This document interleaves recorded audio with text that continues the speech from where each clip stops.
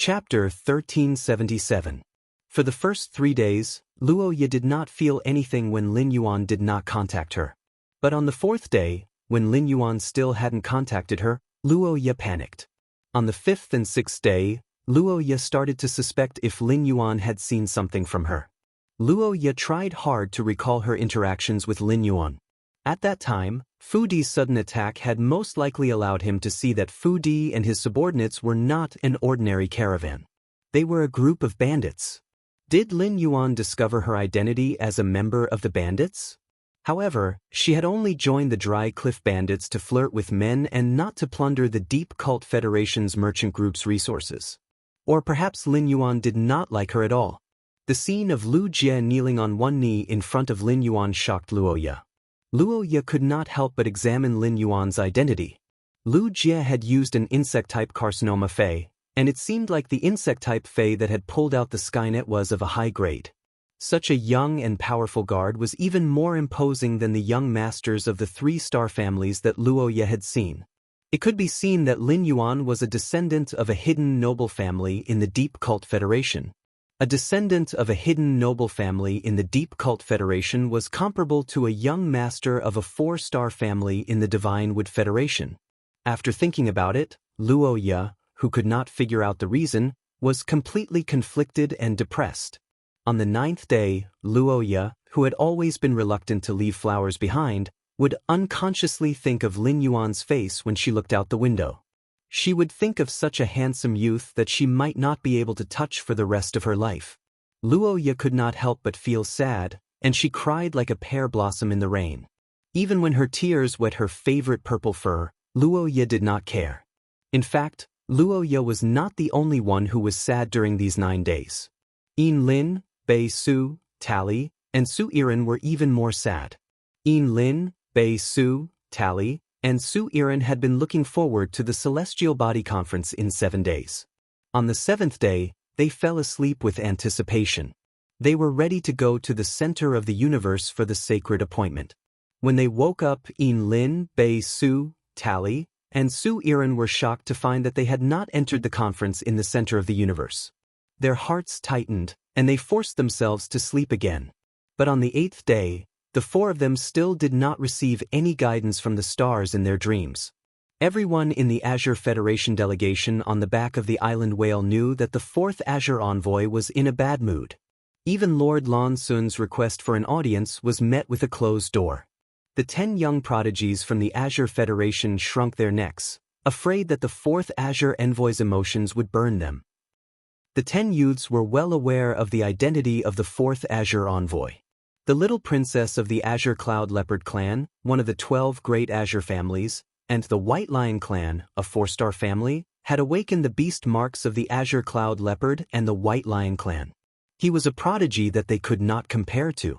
The Azure Federation was a federation that was completely controlled by the 12 Azure aristocratic families. If he offended Yin Lin, his identity as a member of the Azure 100 sequence might even be removed from his position as a member of the Azure 100 with just a word from Yin Lin. Yin Lin, who had locked herself in the room, covered her eyes with a white cloth for the first time after she regained her sight. In the darkness, Yin Lin touched the specially made book with her hand, just to calm herself down. But when his hands turned red, he felt the long-lost prickling pain. Yin Lin's heart still could not calm down. Yin Lin's maidservant, Cece, was anxious. She did not understand what had happened to the young lady in the past 2 days. However, Yin Lin's changes in the past 2 days made Cece know that she could not persuade her. Yin Lin, who once again covered her eyes with the white cloth, understood even more how attached she was to the man who had lit up her eyes and changed her fate in the center of the resplendent stars. Even if she had become the 4th Azure envoy of the Azure Federation, she could only find security and sustenance from that man. But why didn't that man keep the appointment in 7 days? The more she thought about it, the more confused Yin Lin became. Suddenly, Yin Lin recalled that the man had mentioned the Listening Heron Chamber of Commerce when they were discussing the deal. If she found the Listening Heron Chamber of Commerce, would she be able to see that man in the Radiance Chamber of Commerce? At the thought of this, Yin Lin pulled off the white ribbon covering her eyes. She walked out of the house and arrived directly above the floating island whale's head. Looking at the sea level, Lin's face was calm, but she was looking forward to reaching the Radiance Chamber of Commerce soon. Thinking of the conflict between the Radiance Chamber of Commerce and the Freedom Federation a few days ago, Lin's heart tightened. That man didn't keep the appointment. He couldn't have been affected by that conflict, right? 5 days later is the next 7-day appointment. Will you come for the next 7-day appointment? Bei Su, who was in the underground world, did not see the meteorological anomalies that could only be seen on the surface. However, in these 7 days, Bei Su had grown a lot. Bei Su used the Sharp Shadow Dark Bat's exclusive skill, the Bat-Fanged Vampires, to pull up a team of 10. After pulling up the team of 10, Bei Su decided not to continue expanding the team for a short time. Instead, he focused on improving the strength of the 10 people in the team.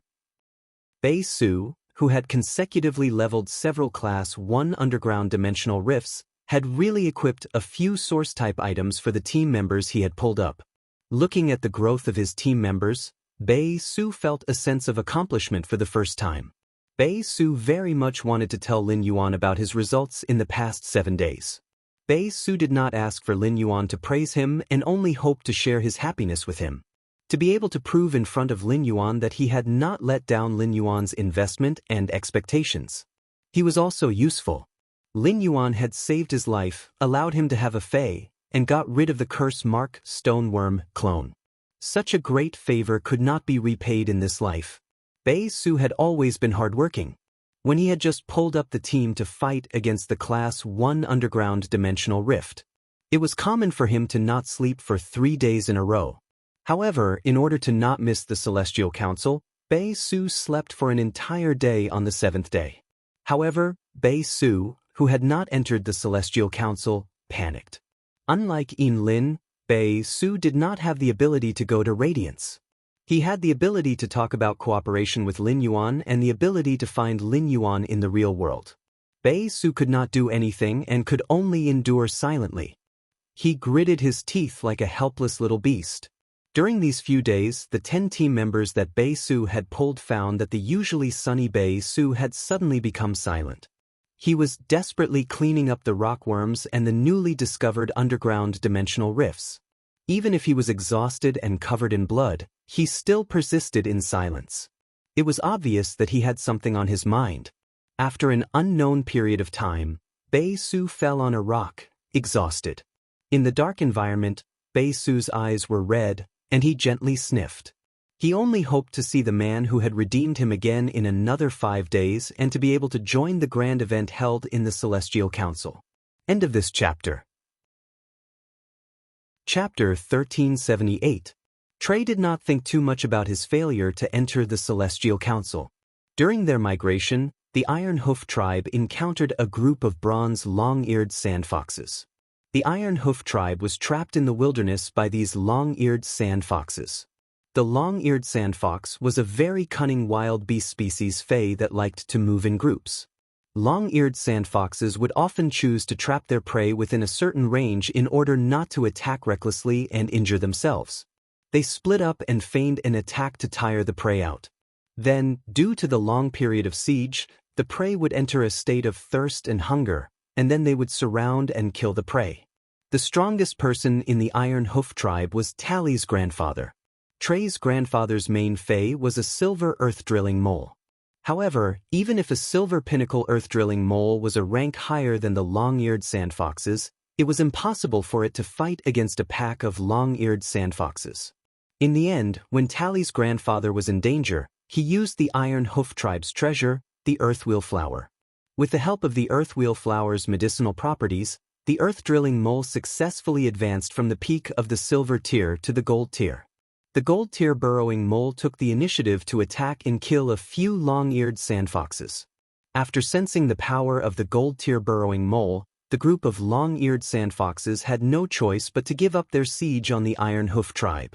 In the wilderness, once a long-eared sand fox was injured, even if it wasn't treated as prey by beasts that were stronger than it, it would still be killed. Those small and bloodthirsty insect species Feys would also look for the long-eared sand fox. Therefore, Fays in the wilderness, even if they were hungry beasts, would do their best to ensure that they wouldn't get injured.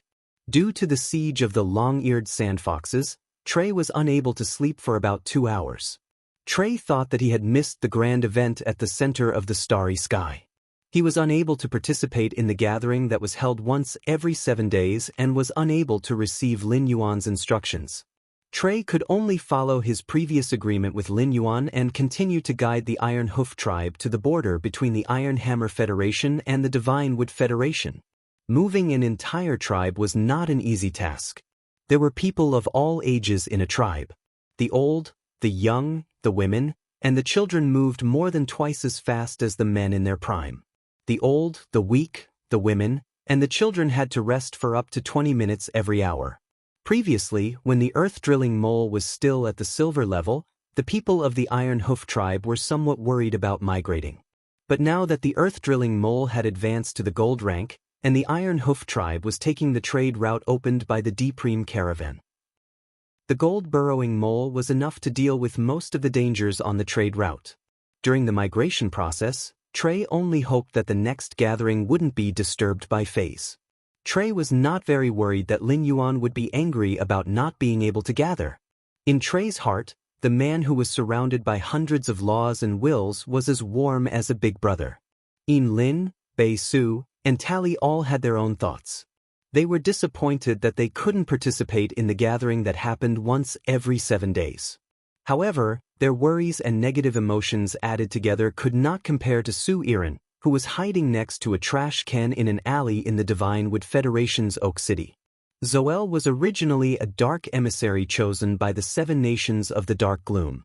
None of the 7 federations on the Dark Continent could compare to the Divine Wood Federation. However, when the 7 federations of the Dark Continent were combined, their strength was not much different from the Divine Wood Federation, the Iron Hammer Federation, and the Depreme Federation combined.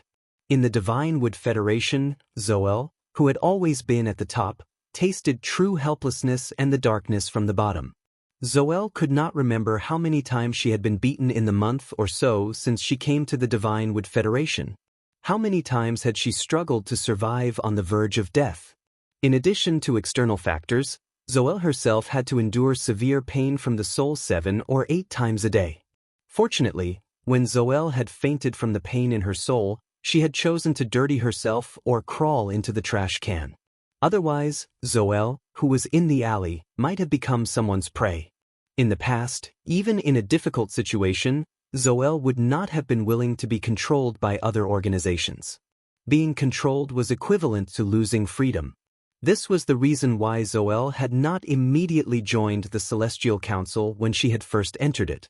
However, after deciding to join the Celestial Council and accepting Lin Yuan's request, there was not a day that Zoel did not hope that Lin Yuan could find her quickly. Lin Yuan had given Zoel, who was in despair, a daily hope.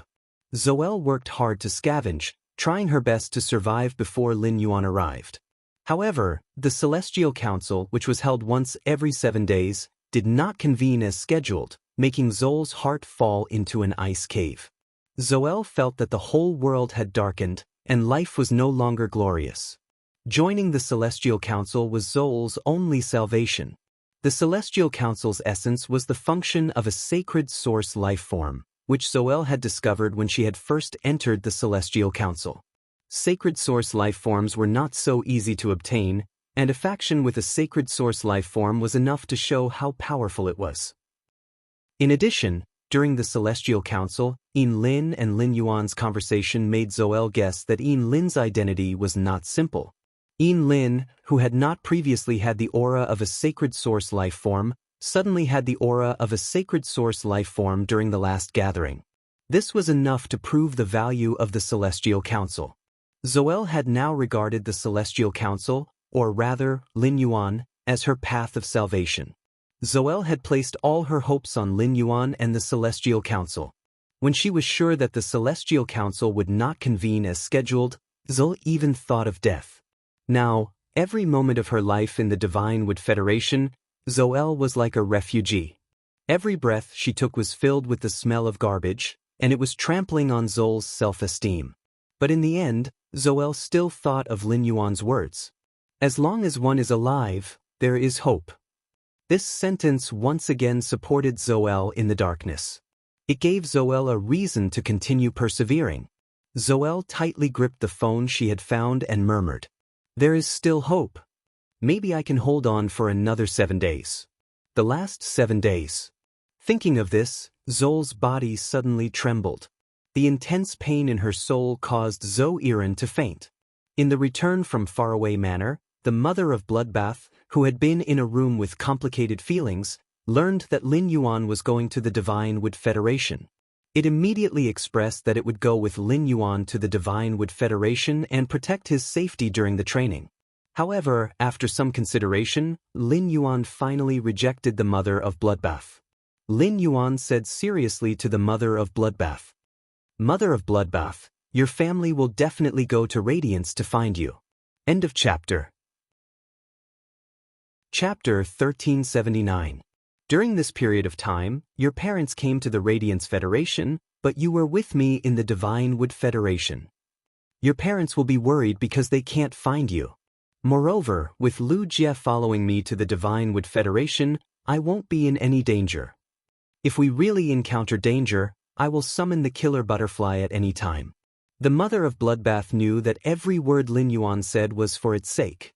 However, the mother of Bloodbath was not happy at all.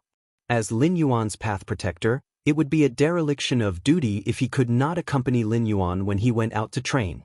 She recalled how Lin Yuan had used a sacred source life form to lower his temperature.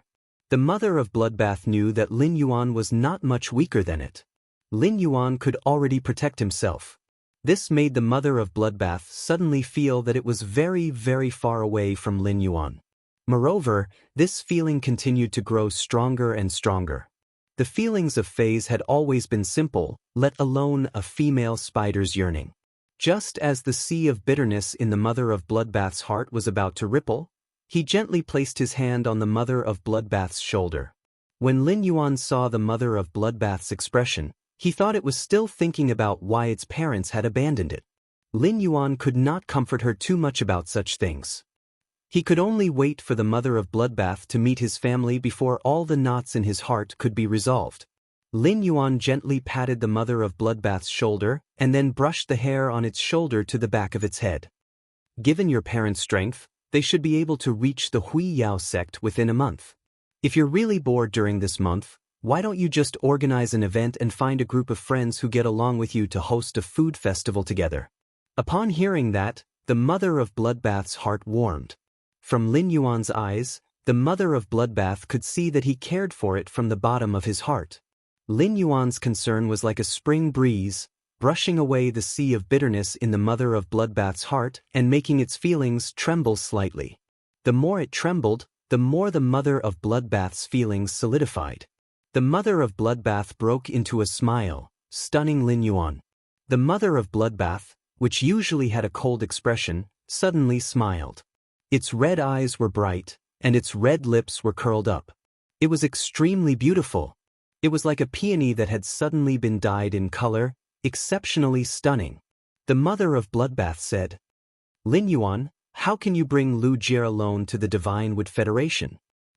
Ji Feng has been guarding the Listening Heron Chamber of Commerce during this period of time, so it's not convenient for him to show up. Why don't you bring him to the Divine Wood Federation? With Ji Feng around, we can take care of each other if we encounter any danger. The killer butterfly is guarding the swamp world. It won't be good if it encounters danger in the swamp world when you summon it. I'll be heading over to the Listening Heron Chamber of Commerce during this period. I can use the Sacred Source Life Form Essence contract you gave me. After that, I'll familiarize myself with the changes in my abilities after transforming into a favored spirit." When Lin Yuan heard the mother of Bloodbath's words, he suddenly realized that he had neglected Ji Feng during this period. In the Radiance Federation, especially in the royal capital, it was inconvenient for Ji Feng to show his face anywhere. However, once they left the Radiance Federation and the Whale Ocean's 10,000 Flags lineage's sphere of influence, they would not be able to escape. Ji Feng could move freely now. The mother of Bloodbath could no longer be bothered with its family and focus on the sacred source life form's essence contract to increase its strength. In Lin Yuan's opinion, it couldn't be any better. Lin Yuan smiled at the mother of Bloodbath. Mother of Bloodbath, show me what your sacred source life form is the next time I come back. I'll prepare the resources to raise the sacred source life form's star grade. When the mother of Bloodbath heard Lin Yuan's words, it suddenly felt as though it was looking at the C-rank spirit chi professional who had just arrived at the Radiant Moon Palace. In half a year, this youth had experienced more things than others in a lifetime, but he was still the same. Lin Yuan's temperament hadn't changed, causing the mother of Bloodbath to suddenly have an impulse. It wanted to hug this youth in front of it without caring about anything else. In the end, the mother of Bloodbath's rationality stopped its impulse. I want to run to you without caring about anything. But compared to you, I'm not good enough. The mother of Bloodbath, which had just transformed into a favored spirit and reached Myth 3, suddenly felt pressure in its heart. The mother of Bloodbath had never been a lazy fae.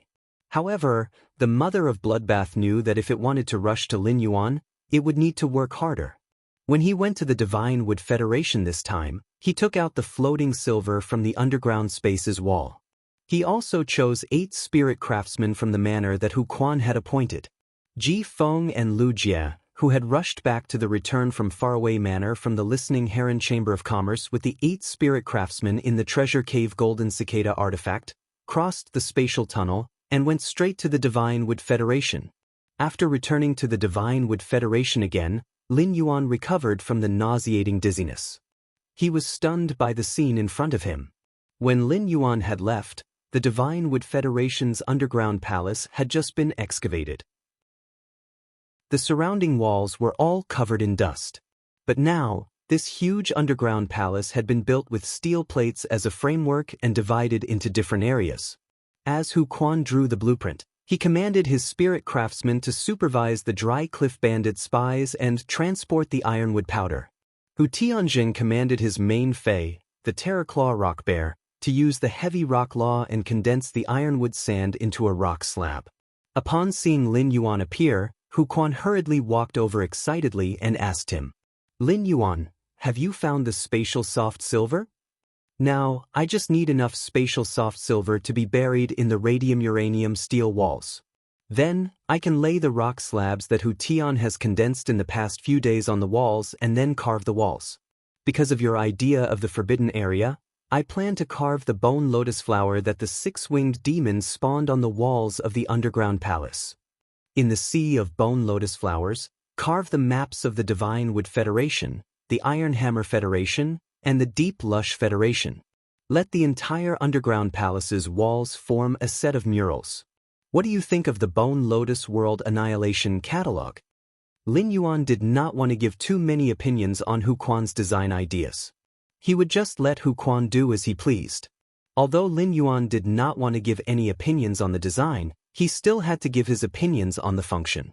He had communicated with Tally in the Celestial Council previously. Lin Yuan planned to let Tally apply to the Iron Hammer Imperial Court to confer the land at the junction of the Divine Wood Federation and the Iron Hammer Federation as the Iron Hoof Tribe's private territory. Then he would let the Iron Hoof Tribe build a city in this area. Through the geographical location, he would grab the throats of the Divine Wood Federation and the Iron Hammer Federation. If he wanted to build a city in this kind of place where chickens did not lay eggs and attract people there. In addition to the forbidden area shrouded in fog all day, there were other more attractive things. Chapter 1380. It was the most scarce resource in the Agro-Pattern continent, the Creation Master resource. Therefore, in the underground palace, there had to be a few breeding rooms. I've already dealt with the floating silver. I'll give it to you in 2 days. I have always trusted Uncle Hu's designs. However, when Uncle Hu is constructing the underground palace, I hope to divide a region to be the Creation Master's breeding room. Uncle Hu's murals might as well be inlaid with some completely jade-textured wood. At that time, I will place a few Reflection Sun King lotuses and plant phase that can release spirit chi in the underground palace. This will ensure that the underground palace is always in a bright state. The fragrance of the completely jade-textured wood can also cover up the earthy smell rising from the ground. Upon hearing that, Hu Quan's eyes lit up. Hu Quan especially liked Lin Yuan's design concept of fusing phase and design together. This kind of design concept was what Hu Quan lacked. Plant species phase that could release large amounts of spirit qi had always been precious. As a spirit craftsman, Hu Quan could not casually add such precious items into the design. When Hu Tian, who was commanding the Terraclaw rock bears to form the rock slabs, saw that Lin Yuan had arrived, he had been looking for an opportunity to talk to him. However, Lin Yuan had been chatting with Hu Quan since the beginning. Hu Tian didn't have a suitable opportunity to talk to Lin Yuan. While Hu Quan listened to Lin Yuan's words and began to draw the place where the completely jade-textured wood was inlaid on the design, Hu Tian took small steps forward. He said to Lin Yuan, "Lord Lin Yuan, I didn't dare to close my eyes during these 6 days because I wanted to let you see the changes in the underground palace. In the past 6 days, I've taken out almost all the stone slabs needed for this underground palace." Upon hearing Hu Tian's words, Lin Yuan immediately knew what Hu Tian was thinking. Hu Tian was trying to claim credit from him. Before Lin Yuan could say anything, Hu Quan had already glanced at Hu Tian and said in dissatisfaction, "You're right. What do you mean you've already built all the rock slabs needed for the underground palace?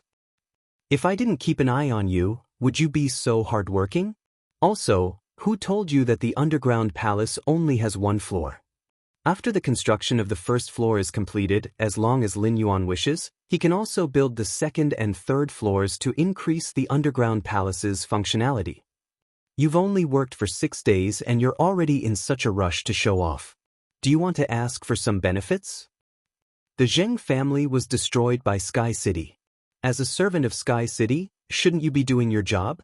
Over the past few days, Hu Quan had become increasingly dissatisfied with Hu Tian, who shared the same surname as him.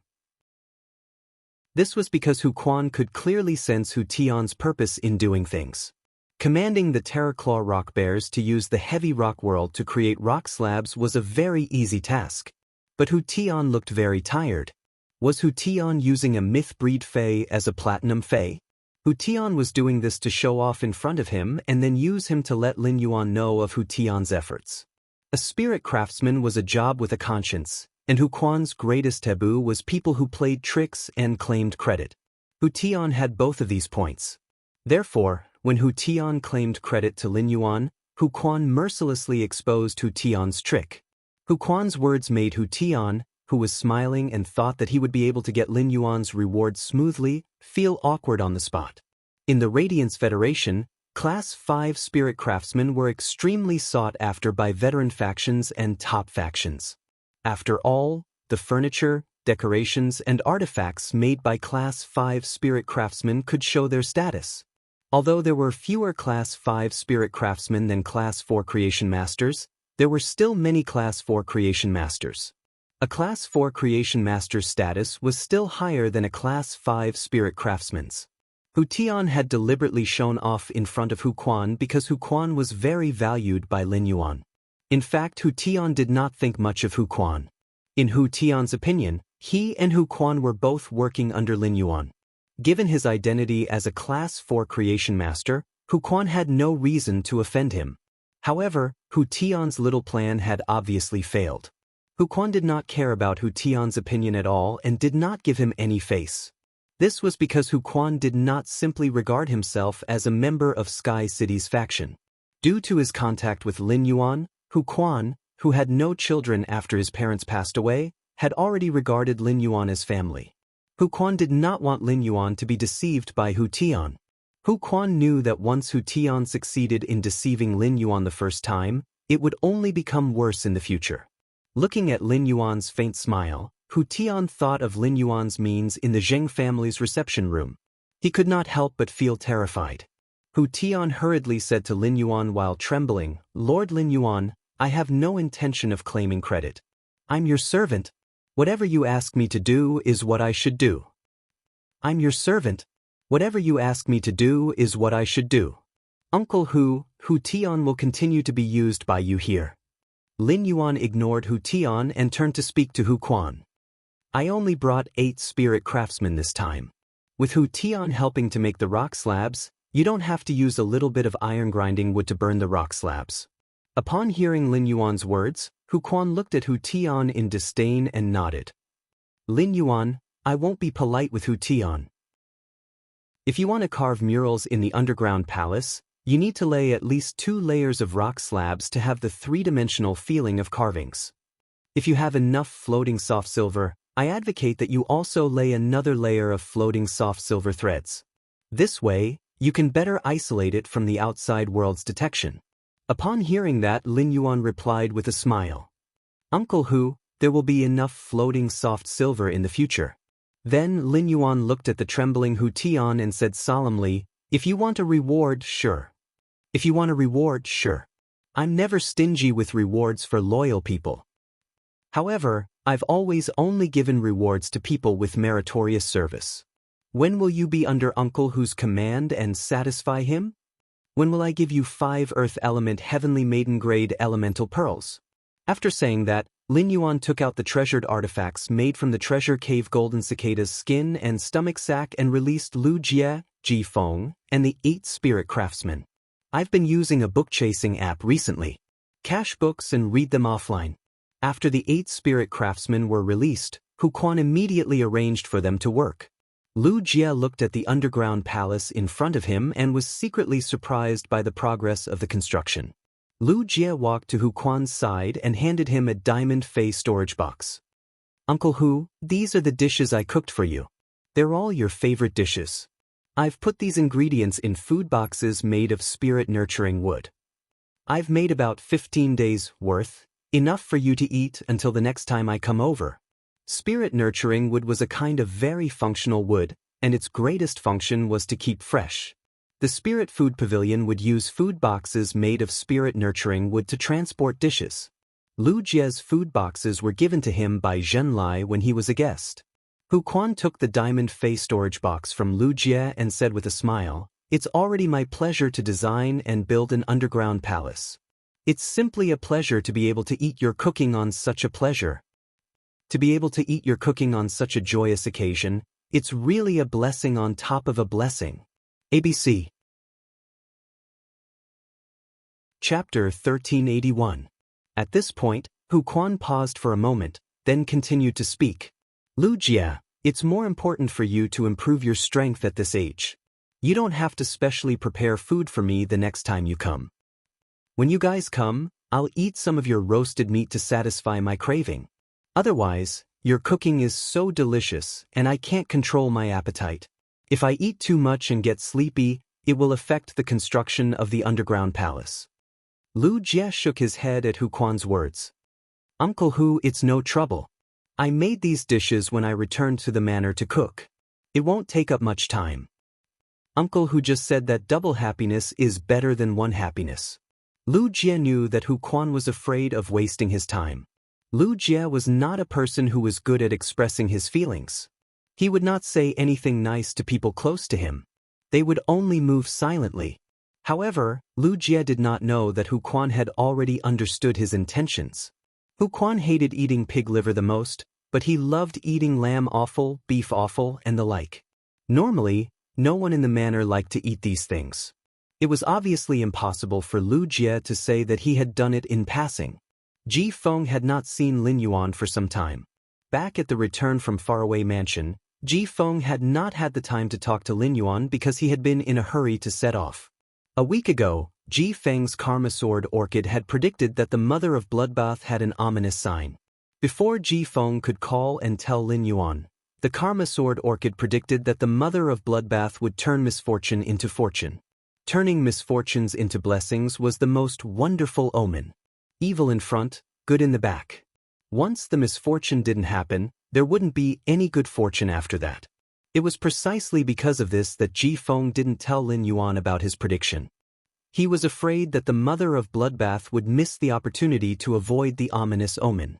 In addition to the Mother of Bloodbath's prediction, Ji Feng's Karma Gladiolus had also predicted that something big would happen to Lin Yuan. This matter was so grave that even with Ji Feng's Karma Sword Orchid strength, he was no longer able to determine whether it was good or bad. This made Ji Feng worry about Lin Yuan. However, Ji Feng was afraid that he would tell Lin Yuan about this prediction that he could not distinguish between good and bad. This would make him hesitate about the path he was going to take next. After some consideration, Ji Feng finally decided to tell Lin Yuan about this matter. This matter was so big that it was impossible to tell if it was good or bad. If it was good, then everything would be fine. However, if it was the culprit, this matter might very well threaten his life. Therefore, Ji Feng couldn't care less. Ji Feng called Lin Yuan to the side and softly told him about the prediction. Upon hearing Ji Feng's words, Lin Yuan's pupils contracted. However, Lin Yuan's face did not reveal a worried or fearful expression. Lin Yuan was no longer the sickly person he had been in the Xia region. He was now confident that he could face any challenge. Even if he encountered real danger, he would not lack helpers. Currently, Lin Yuan's strongest helper was Bai Yan, who had returned to the swamp world to guard the territory. After the battle with the Shark Ray, Lin Yuan confirmed that Bai Yan had the strongest combat power under the Eternal Realm with his amplification. On the sea, Bai Yan could subdue the Sea Emperor at the peak of Immortal Realm with the immortal body. Ordinary peak Immortal Realm spirit beasts couldn't have such power. Apart from Bai Yan, Lin Yuan also brought the extreme token that his master, the Moon Empress, had prepared for him. These were Lin Yuan's guarantees. As the saying goes, counter soldiers with arms and water with earth. Lin Yuan was confident that he could face any challenge. Regardless of whether it was good or bad, Lin Yuan had to walk the path ahead steadily. Looking at Lin Yuan's expression, Ji Feng knew that Lin Yuan wasn't worried or hesitant because of his prediction. Only then did Ji Feng feel relieved. At that moment, Lin Yuan was prepared to go outside the underground palace and take a look. He wanted to see what extent the sea of white bone lotuses that Silver Essence had nurtured had reached. As soon as he left the underground palace, Lin Yuan immediately received the surprise that Silver Essence brought. When Lin Yuan left, the sea of white bone lotuses was only the size of a football field. Now, the sea of white bone lotuses was at least 10 times larger than before. The sea of flowers spread toward the Iron Hammer Federation's border according to Lin Yuan's previous plan. The Class 1 alien insect dimensional rift that Lin Yuan had opened through the space-shattering stone cave was still constantly dropping alien insects. However, when these alien insects fell into the sea of white bone lotuses, they simply couldn't cause any waves. They were completely devoured by those agile and cruel white bone lotuses. At that moment, Lin Yuan saw the Class 1 alien insect dimensional rift suddenly spit out a green, chubby alien insect. Lin Yuan actually recognized this alien insect. It was called the acid corrosion tapeworm. The acid corrosion tapeworm relied on the acid in its abdomen to fight against enemies, and it was considered a Class 3 alien insect with a relatively weak defense. However, no matter how weak the acid corrosion tapeworm's defense was, it was still a Class 3 alien insect. In the sea of white bone lotuses, before the acid corrosion tapeworm could struggle, a large number of insect patterns turned into bone insects that crawled all over its body. These bone insects easily bit through the acid corrosion tapeworm's skin and burrowed into its body. The acid corrosion tapeworm immediately hissed in pain. A large amount of acid gushed out of the acid corrosion tapeworm's body, corroding most of the nearby white bone lotuses. At that moment, a shadow holding a white bone scythe suddenly appeared beside the acid corrosion tapeworm. This shadow waved the white bone scythe in its hand and ruthlessly slashed at the acid corrosion tapeworm's body like a ghost. With just one strike, a large wound that was about 1 meter long appeared on the acid corrosion tapeworm's back. The 1 meter long wound on the acid corrosion sackworm's body that was cut by the white bone scythe instantly spurted out green acid. Before the acid could land on the shadow holding the white bone scythe, the shadow silently melted into the white fog. Just as the acid corrosion tapeworm's 2 bean-sized eyes were wondering why the enemy had suddenly disappeared, the shadow holding the white bone scythe reappeared above the acid corrosion tapeworm's head. The shadow held the white bone scythe and slashed down, and the half-meter-long scythe blade pierced into the insect's brain. It instantly took the acid corrosion tapeworm's life. Upon seeing the shadow holding the white bone scythe, Lin Yuan immediately thought that this should be Silver Splendor's exclusive skill, Hidden Dead Servant. It had been born when the Sea of Flowers was slaughtering a large number of alien insects. When Lin Yuan had left, Silver Splendor had only been a Bronze 3/Elite fairy. In just 5 days, Silver Splendor had evolved from Bronze 3/Elite to Bronze 6/Flawless. Such an improvement speed was enough to show that Silver Splendor was still a Carcinoma Fae that was adept at expansion and destruction. The hidden dead servant was an existence that would become stronger the more souls it devoured. This was obviously not the hidden dead servant's strongest state. However, the hidden dead servant was already able to kill Class 3 alien insects when Silver Splendor was at Bronze. It was hard for Lin Yuan to imagine how terrifying the hidden dead servant would become after absorbing a large number of souls. It was hard for Lin Yuan to imagine how terrifying the hidden dead servant would become after absorbing a large number of souls in the bone powder fog. Chapter 1382. Moreover, Silver Flower's exclusive skill could not only produce 1 hermit dead servant, but 36 of them. These hermit undead servants could hide themselves or suddenly materialize themselves in the white bone mist. They were like invisible assassins hidden in the mist. When Lin Yuan had left, the white bone lotus flower mist had drifted above the sea of white bone lotus flowers. It could not completely block Lin Yuan's vision. But now, there was a faint layer of gray fog hidden within the white bone fog. This gray mist should be the hermit mist that was born after the hermit dead servants appeared. When the 36 hermit dead servants were born from the sea of white bone lotus flowers, Silver Flower could easily kill the 100-man team that infiltrated the forbidden area. Without using the white bone lotus flowers, Silver Flower could easily kill the 100-man team that infiltrated the forbidden area. Silver Flower had discovered Lin Yuan's existence when he had walked out of the underground palace. She had deliberately sent the hermit dead servants to kill the acid corrosion tapeworms. She had not seen Lin Yuan for a few days and missed him very much. Therefore, Yinhua had shown him her growth over the past few days as soon as they met. Lu Jie and Ji Feng had also walked out of the underground palace. Lu Jie looked at the white bone lotus flower situation and then at the Class 1 alien insect dimensional rift before suggesting to Lin Yuan. Lin Yuan, Silver Flower's grade is not high now. However, a Class 1 alien insect dimensional rift will no longer give Silver Splendor any pressure. Given the Sea of Flowers' current area, even if a few more Class 1 dimensional rifts are opened, the Silver Splendor will be able to handle it. Lin Yuan looked at Silver Flower, who had landed on his shoulder and was rubbing her face against his neck. Lin Yuan touched Silver Flower's silver hair, held her in his palm, and asked Silver Flower, "Silver Flower, if I open another dimensional rift like this, can you handle 2 of them?" Yinhua replied to Lin Yuan confidently. "Lin Yuan, including this, even if you open another 3-dimensional rifts of similar size, I will still be able to withstand it. Recently, I have focused on letting 2,000 white bone lotus flowers absorb the vitality of these dimensional life forms. These 2,000 white bone lotus flowers have absorbed more than 50% of the vitality of the entire sea of flowers, making them abnormally tough and strong. After testing, these bone lotuses that I specially cultivated can already hold Class 3 alien insects in place." Upon hearing that, Lin Yuan gently shook his head. The next time he opened another dimensional rift, he could not guarantee that it would be an alien insect dimensional rift. Be it the swamp dimensional rift, the underground dimensional rift, or the abyss dimensional rift, secondary dimensional life forms' average individual strength was higher than the alien insect dimensional rift. However, Lin Yuan did not discourage Silver Flower.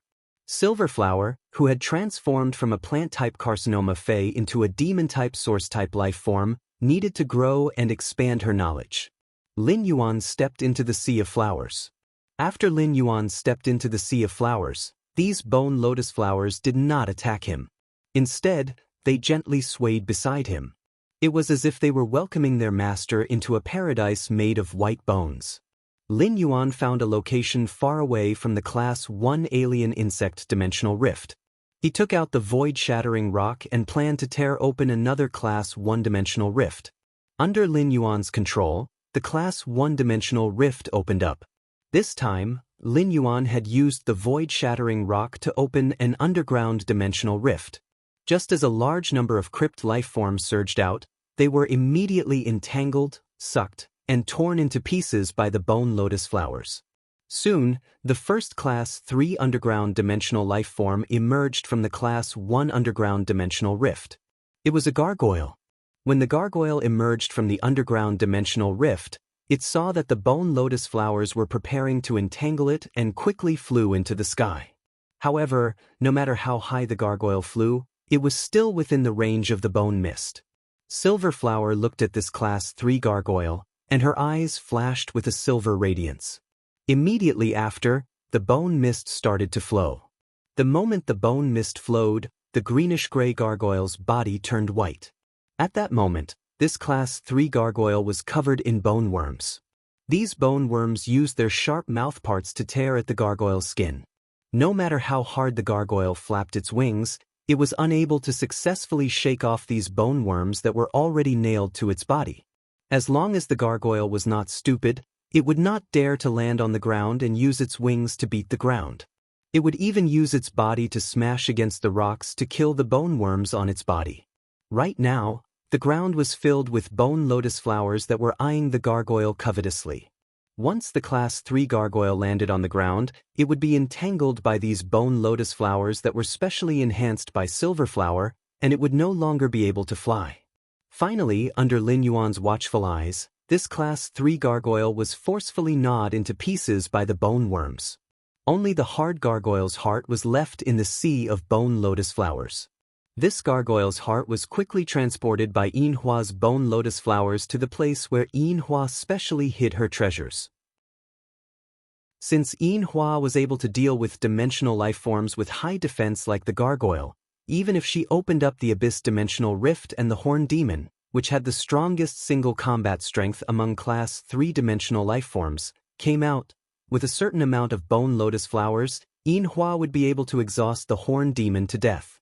Lin Yuan decided to respect Yinhua's words and used the void-shattering rocks to open up 2 more Class 1 dimensional rifts in the sea of bone lotus flowers. As a result, one of the 2 Class 1 dimensional rifts was a swamp dimensional rift, while the other was an abyss dimensional rift. The 4 dimensional rifts that had opened up on land were all gathered in the sea of bone lotus flowers. Yinhua no longer had the energy to continue acting like a spoiled child in front of Lin Yuan when facing the alien beast tide that gushed out from the 4 Class 1 dimensional rifts. Yinhua arrived at the center of the sea of bone lotus flowers and tried her best to control the bone lotus flowers to wear down the dimensional life forms that gushed out from the 4 dimensional rifts. Whenever a Class 3 dimensional life form gushed out from a Class 1 dimensional rift, Yinhua would immediately arrange for her hermit undead servants to harvest it. She was afraid that Yinhua wouldn't be able to deal with multiple Class 3 dimensional life forms at once. Lu Jie asked the insect queen to produce 2 Diamond X flesh-mincing blade insects to take care of Yinhua in the Sea of Flowers. As Lu Jie had previously seen Yinhua's Sea of Bone Lotus Flowers, he was surprised by the speed of the Sea of Bone Lotus Flowers development. However, it wasn't that shocking. Ji Feng, who had followed Lin Yuan to the Divine Wood Federation for the first time, was completely stunned by the scene before him. As the young family head of the Whale Ocean Trade's Ocean Sky lineage, Ji Feng was experienced and knowledgeable. However, he had never seen a tumor fae that lived purely on slaughter transform into a fairy source-type life form. Furthermore, this fairy that wasn't even at the silver grade was a 6-winged fairy. Ji Feng had been on the run for 10 years. At this moment, he suddenly suspected that the current Fey world was no longer the Fey world that he had known 10 years ago. Chapter 1384. Ji Feng and Lu Jie naturally had no objections to Lin Yuan's words. They had come to the Divine Wood Federation to protect Lin Yuan. In the Divine Wood Federation, no one knew him.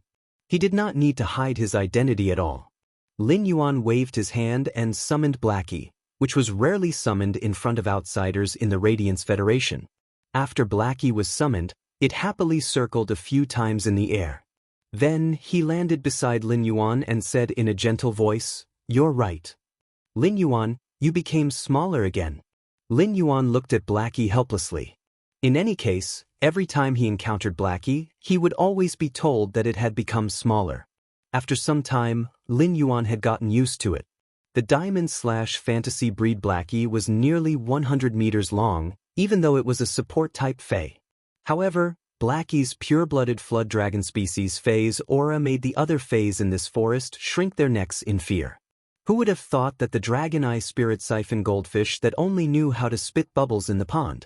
It was a spirit-tied dark flood dragon that could transform into a pure-blooded WM species Fae. Lu Jie and Ji Feng were no strangers to Blackie, who had been chasing after the rainbow celestial fish in the hidden dragon lake all day long. The duo followed Lin Yuan and rode on Blackie's back as they headed for Nanmu City. When Lu Jie was with Lin Yuan, he always took the initiative to undertake the investigation. Lu Jie, who had just sat on Little Black's back, summoned the Insect Queen. Then, he ordered the Insect Queen to release the Dimensional Light Moth. The Insect Queen entered the Dimensional Light Moth's body and created a large number of Hurricane Owlet Moths. The Insect Queen could now skillfully control the inscription and absorb the insect species Fae's genetic model. This time, the Insect Queen had spawned nearly 100 Hurricane Owlet Moths, all of which had large wings. Wings that were twice the size of normal ones allowed the Hurricane Owlet Moth to fly faster. After these Dimensional Light Moths were created by the Insect Queen, Lu Jie did not let them fly away immediately. Instead, he took out a handful of red tentacles and gave them to each Hurricane Owlet Moth. These tentacles were the node tentacles shed by the ethereal jellyfish. Lin Yuan had given these node tentacles to Lu Jie a long time ago. It was impossible for him to spend a lot of time traveling in the Divine Wood Federation. Even though Blackie was a diamond/fantasy breed Fae and had an extremely fast flying speed, it was still unable to catch up to Blackie. Therefore, the Underground Palace, Nanmu City, and Oak City were the areas that he would be going back and forth between in the future. It was necessary to set up the node tentacles. Lu Jie had ordered the Insect Queen to produce nearly 100 Hurricane Owlet Moths in one go, which consumed a lot of his spiritual energy. At this moment, Lu Jie's face had already turned slightly pale. The Hurricane Owlet Moth was the Insect Queen's platinum skill. The consumption of the Insect Queen to produce the Hurricane Owlet Moths was more than 10 times that of producing a flesh-mincing blade insect. Without needing Lu Jie to say anything, Blackie, who was happily flying in the sky, had already thoughtfully used spirit injection on Lu Jie. After injecting spiritual energy into his body, Lu Jie quickly recovered the spiritual energy that he had just consumed. Through his spiritual energy connection with Blackie, Lin Yuan could feel its excitement and happiness.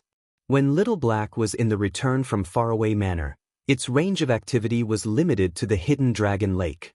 No matter how beautiful the Hidden Dragon Lake was, it still couldn't compare to nature. He reached out and gently stroked Blackie's mane. He suddenly recalled that it had been a long time since he had relied on Faes to fight. In the world of Beastmasters, controlling Faes was the foundation of everything. He wanted to find the long-lost feeling of being a beast tamer in the Divine Wood Federation. At that moment, Lin Yuan, who was on Little Black's back, had already seen the town that Lu Jie had previously explored. Looking down at this town, Lin Yuan felt that it was more like a town. It was not that this was a slightly larger village. In Redbud City, the Xia region was considered a relatively small county. The Millstone Town at the edge of Ascending Dragon City was the place with the worst infrastructure in the Radiance Federation. However, be it the Xia region or Millstone Town, they were much stronger than this town. When Lin Yuan had talked to Luo Ya in the Dry Cliff Bandits, he had asked her a lot of questions. In the Divine Wood Federation, flying Faes could fly directly above cities. Of course, there was a considerable risk in riding a flying-type Fae to fly above the city. If someone in the city who was stronger than you found you an eyesore and attacked you, you wouldn't be able to escape. In that case, they could only rely on their own abilities. In this small town, naturally, no one was a match for Little Black. Lin Yuan rode on Little Black and flew above the town. When the 100-meter-long Little Black passed by the town, it let out a dragon roar. The dragon roar was loud and dignified. Little Black's dragon roar attracted the attention of almost everyone in the town. What surprised Lin Yuan was that these spirit chi professionals and ordinary people wearing spirit chi clothes woven with leaves or rattan armor didn't show intense fear when they saw Little Black. After confirming that Little Black didn't have any intention to attack, these people put their palms together and prayed. Some took out their cell phones and wanted to take a video of Little Black. Upon seeing this scene, Lin Yuan didn't know whether to laugh or cry. From this point, it could be seen that the people in the town had never seen such a mighty and handsome dragon species fae like Little Black before. When encountering a powerful fae, an ordinary person's subconscious reaction would be to avoid danger. However, the spirit chi professionals living in this town didn't do so. This was enough to show that the Divine Wood Federation's spirit chi professionals were very strong or ignorant. In such a small town, there definitely wouldn't be a Class 1 creation master. At most, there would be 1 or 2 healers who could treat injuries. This town's knowledge reserve was at an extremely low level. Using this town as an example, it was enough to see the gap between the Divine Wood Federation and the Radiance Federation. The main reason for the gap was that the Freedom Federation wanted to bet a Class 5 Creation Master path with the Radiance Federation on Star Web. Every citizen of the Radiance Federation could freely log onto Star Web through the Star Web card. Star Web allowed any Radiance citizen to have a clear understanding of the outside world. Books below Class 3 Lifestyle Class Spirit Chi Professionals could be traded on Star Web with Federation dollars. This allowed the Radiance Federation's citizens' knowledge reserve to be in a very high state. The combination of Star Web and Ostrich logistics allowed goods produced anywhere in the Radiance continent. They could reach the hands of the Radiance Federation's citizens within 3 hours. Star Web allowed the Radiance Federation to maintain a highly modern civilization in the Spirit Chi Awakening era. Now, this town in the Divine Wood Federation made Lin Yuan understand what kind of life was the normal life of the people in the Radiance Federation's outer world. In the Radiance Federation, because of Star Web, if someone took out a fae that wasn't produced in the Radiance Federation, it would be easily recognized by the Radiance Federation's creation masters. End of this chapter. Chapter 1385. However, the Divine Wood Federation's creation masters obviously couldn't do this. Due to the lack of knowledge, in front of the Divine Wood Federation's creation masters, the Divine Wood Federation's creation masters wouldn't be able to defeat them. The Divine Wood Federation's creation masters wouldn't be surprised if they took out any phase. Lin Yuan was on Black's back, enjoying the cool breeze as he looked down at the vast forest below. In this federation where strength is everything, the strong are as noble as gods and the weak are as lowly as ants. Everyone has to follow the most primitive law of the jungle, and I, an outsider, am no exception. Here, fists were reason, and reasoning with words could only be regarded as a joke. Lu Jie knew that Lin Yuan was going to Nanma City to find Luoya to trade for the walnut tree. However, from the first time he saw Luoya and saw the way she stared at him, he could not help but feel a chill run down his spine. Lu Jie couldn't help but be wary of Luoya. When Luoya looked at him, her eyes seemed to have several sharp hooks. These sharp hooks wanted to hook him and drag him into a fallen world.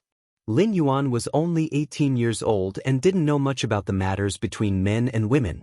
As Lin Yuan's retainer knight, he would never allow a woman like Luoya to sully Lin Yuan. Lu Jie decided that he would follow Lin Yuan wherever he went in Nanma City. He could not give Luoya and Lin Yuan a chance to be alone.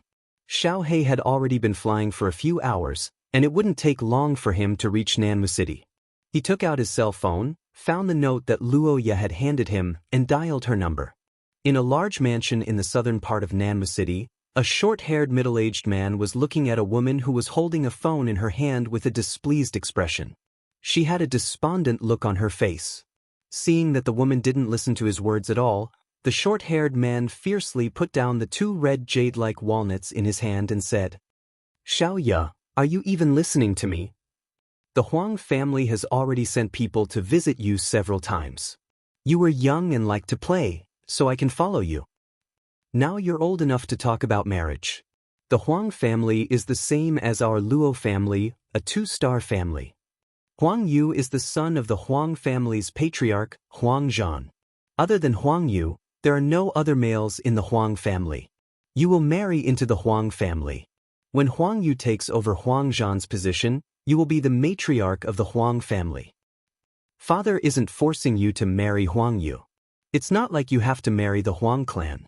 But Huang Yu has always liked you. You should try getting along with Huang Yu first.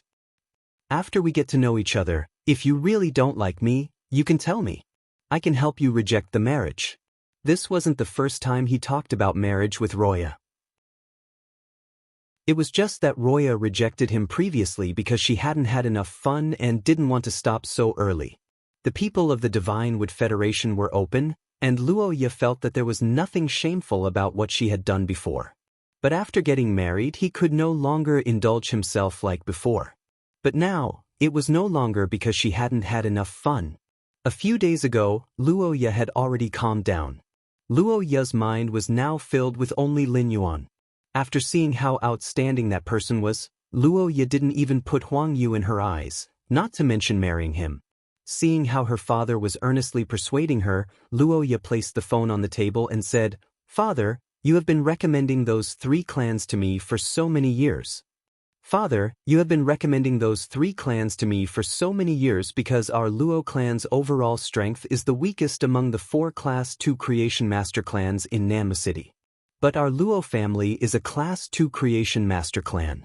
So what if our Luo family doesn't get married to one of the 3 clans?" Roya let out a sigh in response. Luoya was still too young and couldn't think of the crux.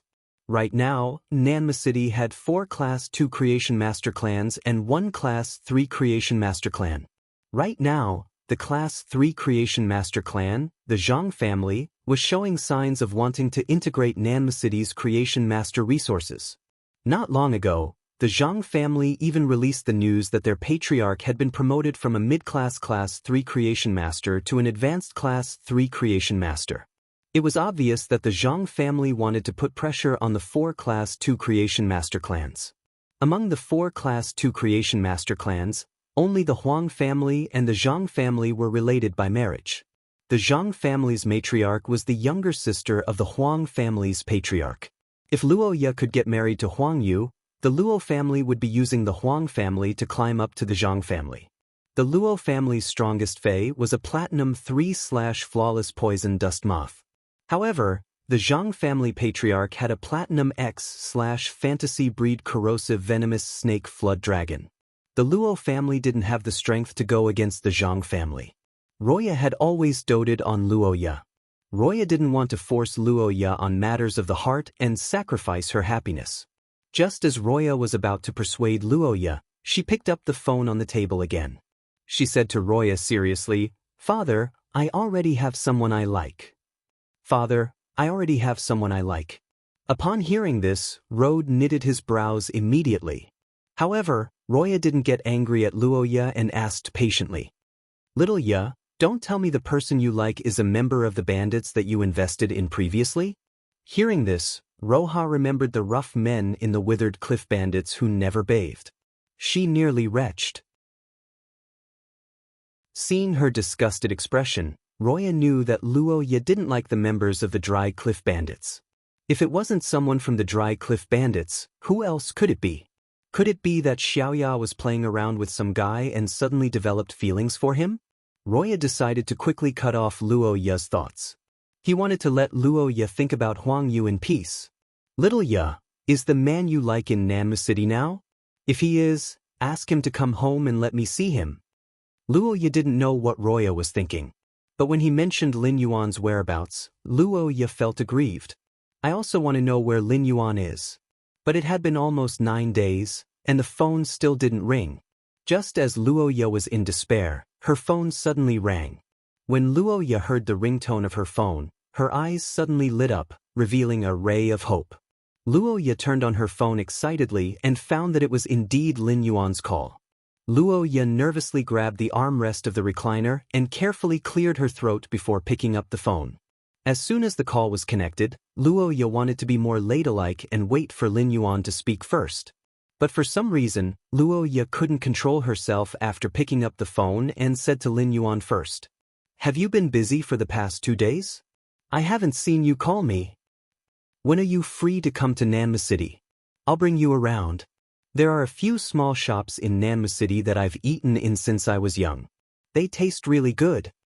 Do some research and have a small explosion at the end of the month. I hope everyone can support me. End of this chapter.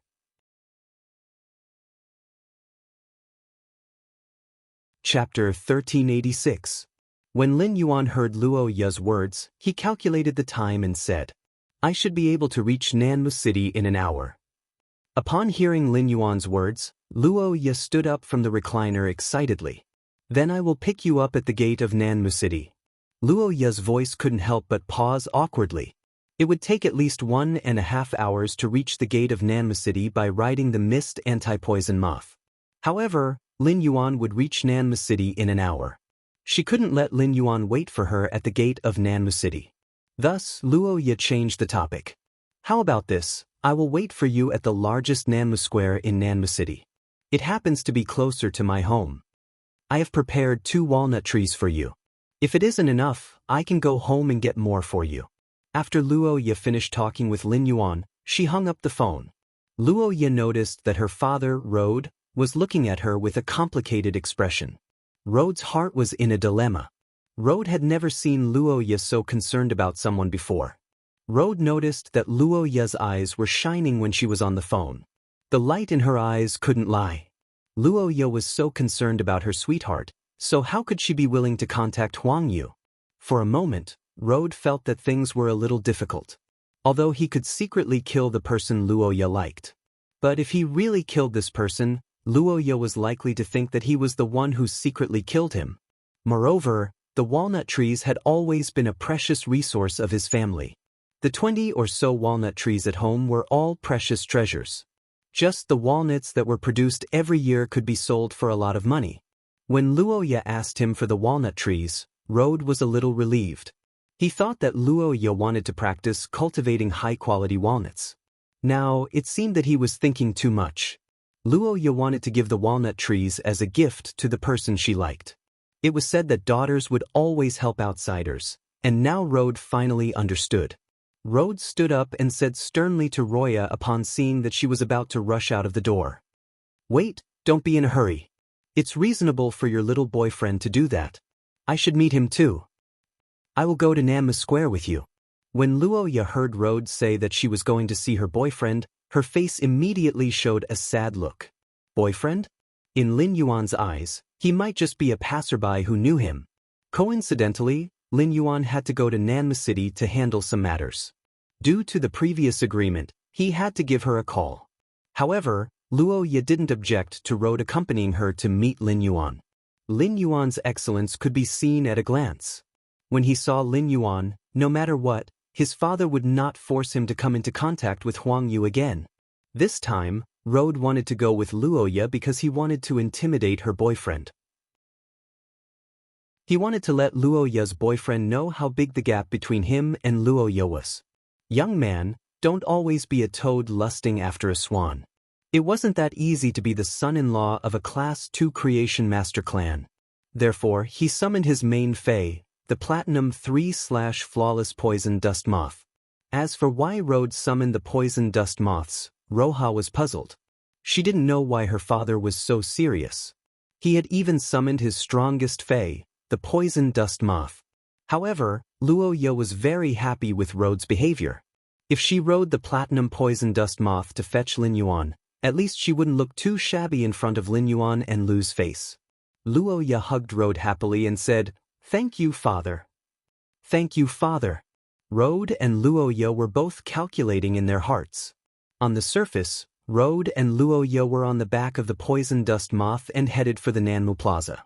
In Nanma City, Rode and Luo Ye were famous people. Nanma City wasn't a big city in the Divine Wood Federation. It was just a city built with a Class 3 Creation Master clan as the core. Apart from the Class 3 Creation Master Zhang clan, Rode was the head of a Class 2 Creation Master clan. It could be said that he was one of the most respected people in Nanma City. On the back of the Platinum Poison Dust Moth, Rode and Luo Ye received the respect of the Spirit Chi professionals and ordinary people along the way. At that moment, Luoya was holding a mirror and carefully examining her haggard face because she hadn't eaten or rested well for 9 days. The more she looked at her haggard appearance in the mirror, the more uneasy she felt. She was afraid that her haggard appearance would lower Lin Yuan's favorable impression of her. At that moment, Luoya couldn't be bothered that her father, Rode, was beside her. She took out her most precious cosmetic powder from her walnut. She wiped it on her face. This cosmetic powder was a mixture of crushed amber, water-type pearl powder, wanyan flower juice, lotus heart dew, and gold fei oil. In terms of the production process, only Class 3 creation masters were able to use it. In a place like Nanma City, this was the highest grade of cosmetic powder. The Zhang family's auction would only auction a bottle of this grade of cosmetic powder every month. Once it was auctioned, it would be desperately fought over by the various matriarchs and young ladies in Nanma City. In order to obtain this cosmetic powder, Luoya had spent a considerable amount of deep Sanskrit dollars. Now that she thought about the expenditure of deep Sanskrit dollars, she still felt a little heartache. But now, this cosmetic powder came in handy, allowing Luoya to meet Lin Yuan with her best appearance. Luoya felt that the previous expenditure was simply worth it. Luoya applied the cosmetic powder, drew on her eyebrows, and tidied up her purple fur coat.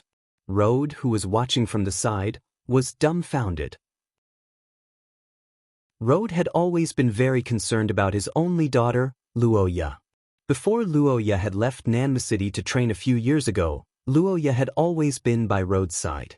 In Rode's impression, when his family held a gathering, the Zhang family's bigwigs would be present. Luoya had never dressed up so meticulously. As a father, he had to make some choices for the family. In the end, he couldn't help but feel sorry for his daughter. Rode couldn't help but hesitate in his heart. He was going to meet Luoya's sweetheart in a while. Should he secretly send someone to make a move on Luoya's sweetheart? Just as Luoya was done with her makeup and was looking at her rather delicate and pretty face in the mirror with satisfaction, a very loud but somewhat cocky voice came from behind Luoya. "Aya, Uncle Luo, where are you going?" "I saw Uncle Luo's poison dust moths from afar. I desperately consumed spirit chi so that my stinger wasps could catch up." Hearing the voice coming from behind, Luoya frowned. However, his furrowed brows smoothed out in an instant. Rode immediately ordered the poison dust moths to stop in midair and no longer advance.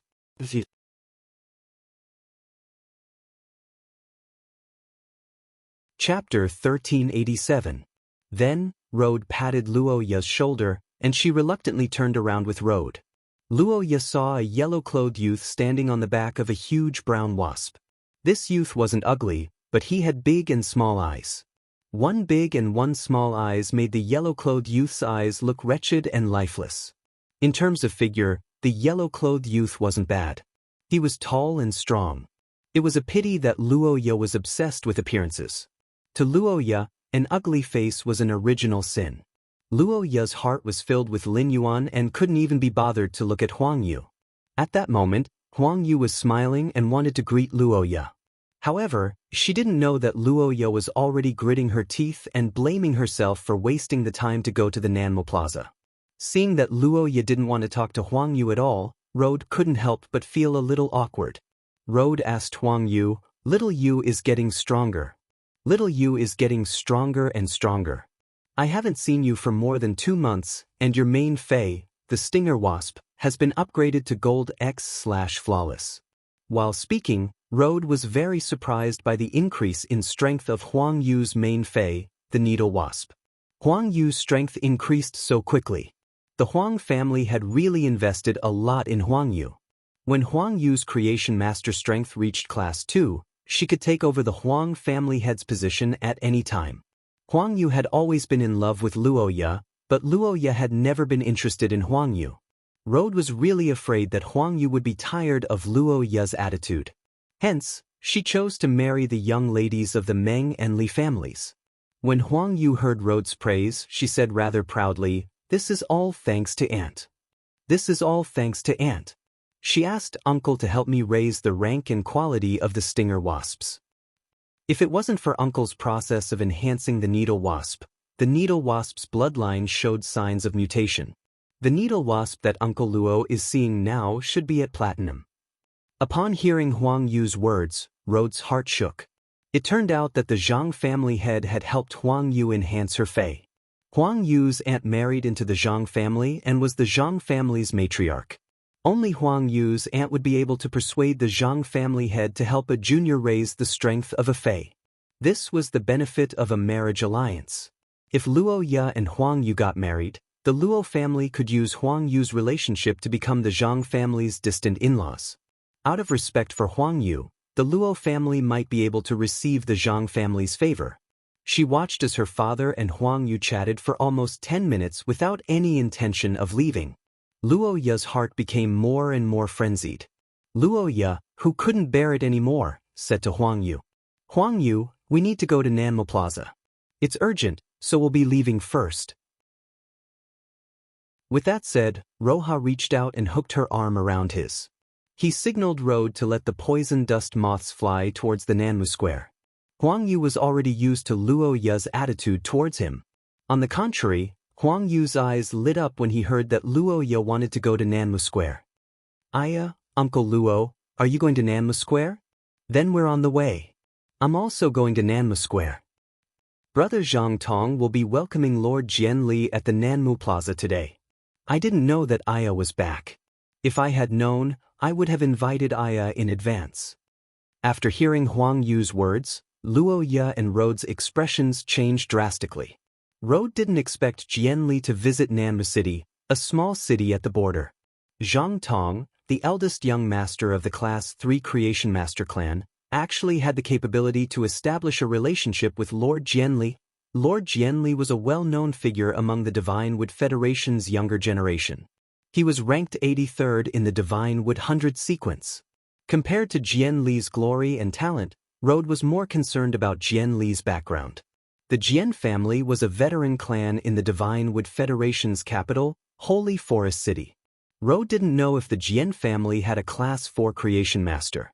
However, the Jian family had 5 Class 3 Creation Master clans under their control. One of the Class 3 Creation Master clans even had a Pinnacle Class 3 Creation Master. As the patriarch of a Class 2 Creation Master clan, Luo Ye had never heard of Jian Li's visit to Nanmu City. However, because of the Zhang family, Huang Yu was qualified to meet Lord Jian Li at Nanmu City's plaza. From this incident, it was enough to show that the Luo family was excluded from Nanmu City's core circle. After thinking about this, Rode made a decision. He had to matchmake Luo Ye and Huang Yu's marriage. At that moment, Luo Ye was feeling apprehensive. Just like the Radiance Federation, the Divine Wood 100 sequence members were also well-known stars in the Divine Wood Federation.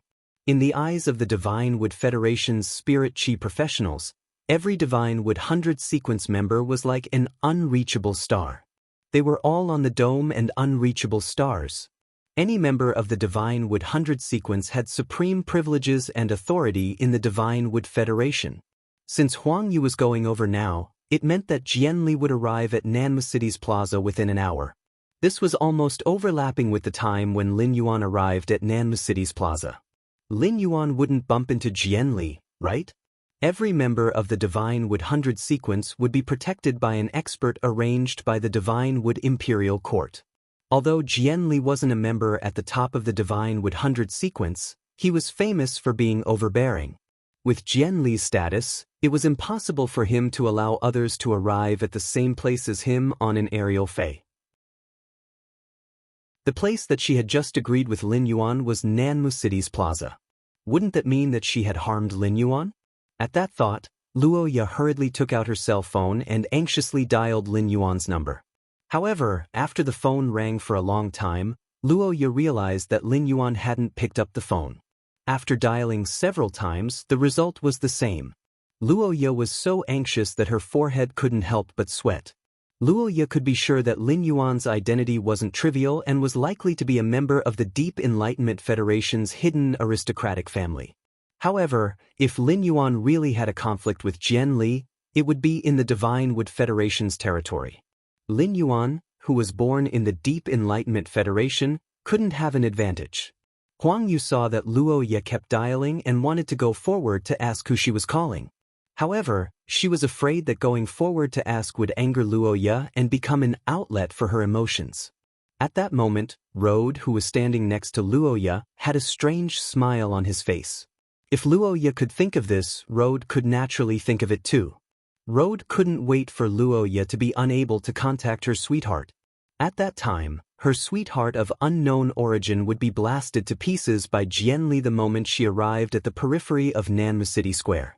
With her sweetheart dead, Luo Ye would have no worries. With his understanding and reasoning, the disheartened Luo Ye would agree to be engaged to Huang Yu for the family's benefit. Huang Yu didn't treat Luo Ye badly. After getting married, Luo Ye would be the Huang family's young mistress and wouldn't suffer much. Luo Ye was tirelessly dialing Lin Yuan's number over and over again, but she didn't know that Lin Yuan had already put this rarely used cell phone into the diamond face storage box after the call.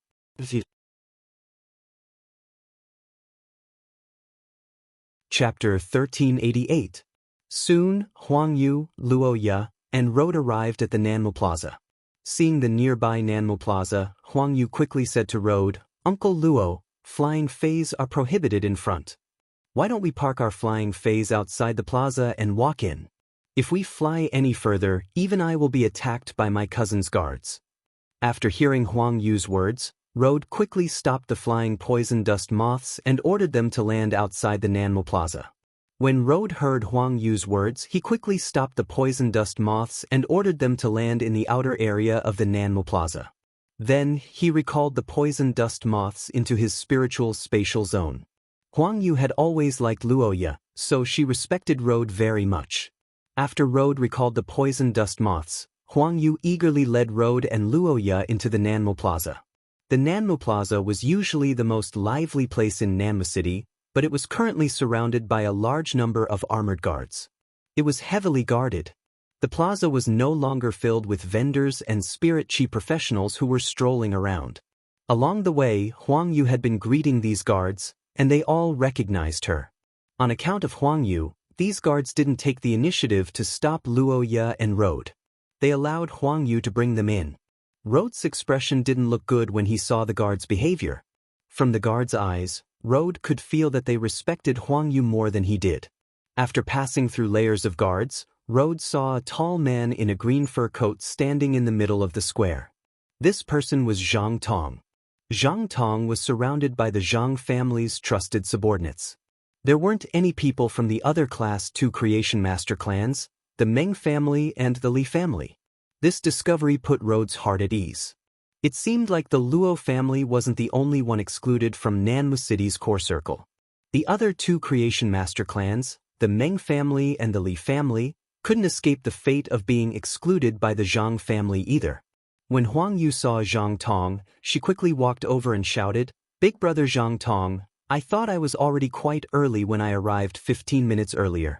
I didn't expect you to arrive before me." Zhang Tong turned to look at Huang Yu and saw Rode and Luo Ye behind her.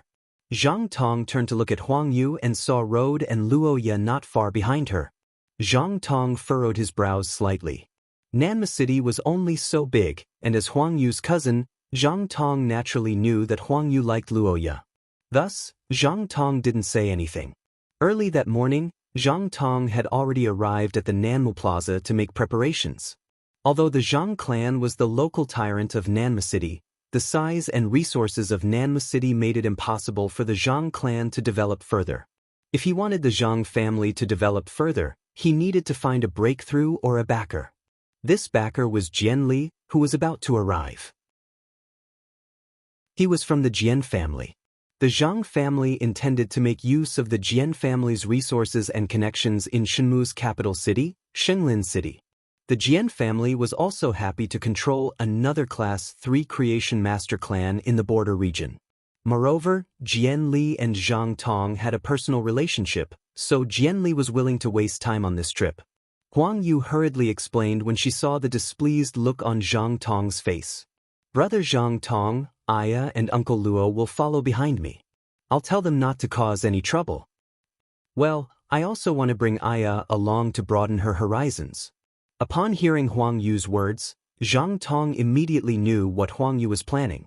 In the Divine Wood Federation, There wasn't a single woman from an aristocratic family who didn't desire wealth and clung to the rich and powerful.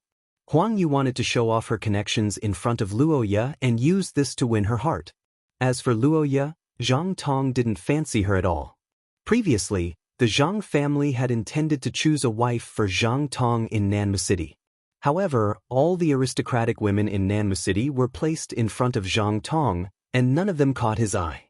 Zhang Tong had been to Shenglin City to compete for the Divine Wood 100 and failed, so he wanted to find a young lady from an aristocratic family. Zhang Tong knew that only a young lady from an aristocratic family in Shenglin City could help him in the future. Although Zhang Tong wasn't interested in any of the young ladies from the aristocratic families in Nanmu City, he knew all the information about the young ladies from the aristocratic families in Nanmu City. There was a detailed introduction of what Luo Ye had been doing outside for the past few years. These detailed introductions made Zhang Tong worry whether his cousin's neck was tough enough and whether he could take on so many hats. No matter what, Zhang Tong didn't mind helping his cousin out. Luo Ye was so anxious that she almost cried when no one picked up Lin Yuan's call. When she saw Huang Yu explaining the rules in front of her father, Luo Ye had the thought of creating a ruckus in Nanmu Plaza and causing a commotion so that Lin Yuan could escape from danger. However, Luo Ye couldn't realize this thought. Luo Ye's strongest fei was the gold mist anti-poison moth. As long as Luo Ye dared to summon her fei, Road would stop her immediately without anyone making a move. Just as Luo Ye was getting more and more anxious and didn't know what to do, a sharp and ear-piercing bird cry echoed in the sky, and a black giant bird with a wingspan of 10 meters appeared in the sky. The giant bird's wings stirred up chaotic air currents and gathered into a 30-meter-tall tornado above Nanmu Plaza. The tornado created by the giant bird made the armors of the guards present clatter. On the back of the giant ink-colored bird stood a skinny and somewhat short young man. This youth was wearing a white fur robe, and the wind was blowing at the corner of the fur robe. The fur robe fluttered behind the short youth's back. Such a grade of white fur robe was rarely seen in Nanmu City. Compared to this youth's white fur robe, Zhang Tong's green fur robe was much cheaper. Behind this white-robed youth stood two sturdy men wearing black rattan armor. The ink-colored rattan armor that the two muscular men wore had some dark green leaves growing on it. They looked like living creatures. These black-armored men were the firm wood guards that the Divine Wood Imperial Court had sent to guard the Divine Wood 100 sequence members. Jian Li looked down disdainfully from the bird's back. After seeing Zhang Tong, Jian Li was ready to let the Platinum X/Legend Blade Feather Eagle bird land. Before Jian Li's Blade Feather Eagle bird could land on the ground, the two sturdy wood guards on its back had already leaped down from the Blade Feather Eagle bird's back. They surrounded Jian Li, who was about to get off the Blade Feather Eagle bird, in the middle. When the blade-feathered eagle sparrow came to a stop and the tornado created by its wings disappeared, Jian Li shook the white fur coat he was wearing. He calmly stepped on the neck of the blade feather eagle bird, which was pressed against the ground, and walked down from its back. When Zhang Tong saw Jian Li get off the blade feather eagle bird, he quickly took 2 steps forward and said enthusiastically, "Lord Jian Li, your flying type fei is really extraordinary. Lord Jian Li, your flying type fei is really extraordinary." A casual flap of its wings can create a whirlwind that can uproot a gold ironwood poplar. ABC. Chapter 1389. The short Jian Li patted the blade feather eagle sparrow's beak and said, "This blade feather eagle sparrow is just a flying fei that I randomly chose from the bird stable at home. It isn't that rare. As for your Zhang family's platinum/fantasy breed corrosive serpent flood dragon, it should be very enjoyable to ride on. Your Zhang family's platinum/fantasy breed rotten venomous snake flood dragon should be very enjoyable to ride." The corrosive serpent flood dragon was Zhang Tong's father and represented the Zhang family's strongest combat power. Even if the Zhang family wanted to rely on the Jian family, the corrosive serpent flood dragon could never be taken out for Jian Li to ride on for fun. Otherwise, the Zhang family would lose all its prestige in Nanmu City and become a joke that the citizens discussed behind closed doors. Otherwise, the Zhang family's prestige in Nanma City would be completely lost and they would become a joke that the citizens discussed behind closed doors. When Luo Ye saw Jian Li, the last bit of hope in her heart was shattered. If he had arrived first, perhaps there would still be a chance to turn things around. However, Jian Li had arrived first, and the situation was no longer within Zhang Tong's control. Now that Jian Li had arrived first, the situation was no longer within Zhang Tong's control. Everything that happened next would be up to Jian Li. At that moment, Luo Ye, who was filled with worry and self-blame, felt Road's elbow hit her arm hard. The intense pain brought Luo Ye back to her senses. Luo Ye, who came back to her senses, found that Jian Li was staring at her. Luo Ye immediately cursed inwardly. At that moment, Jian Li said in a playful tone, "What's wrong? You're dressed up so beautifully, but you're crying because you don't welcome my arrival?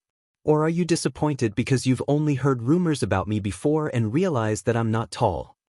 Jian Li's voice became softer in the second half of his sentence. However, Jian Li's words made Zhang Tong break out in a cold sweat.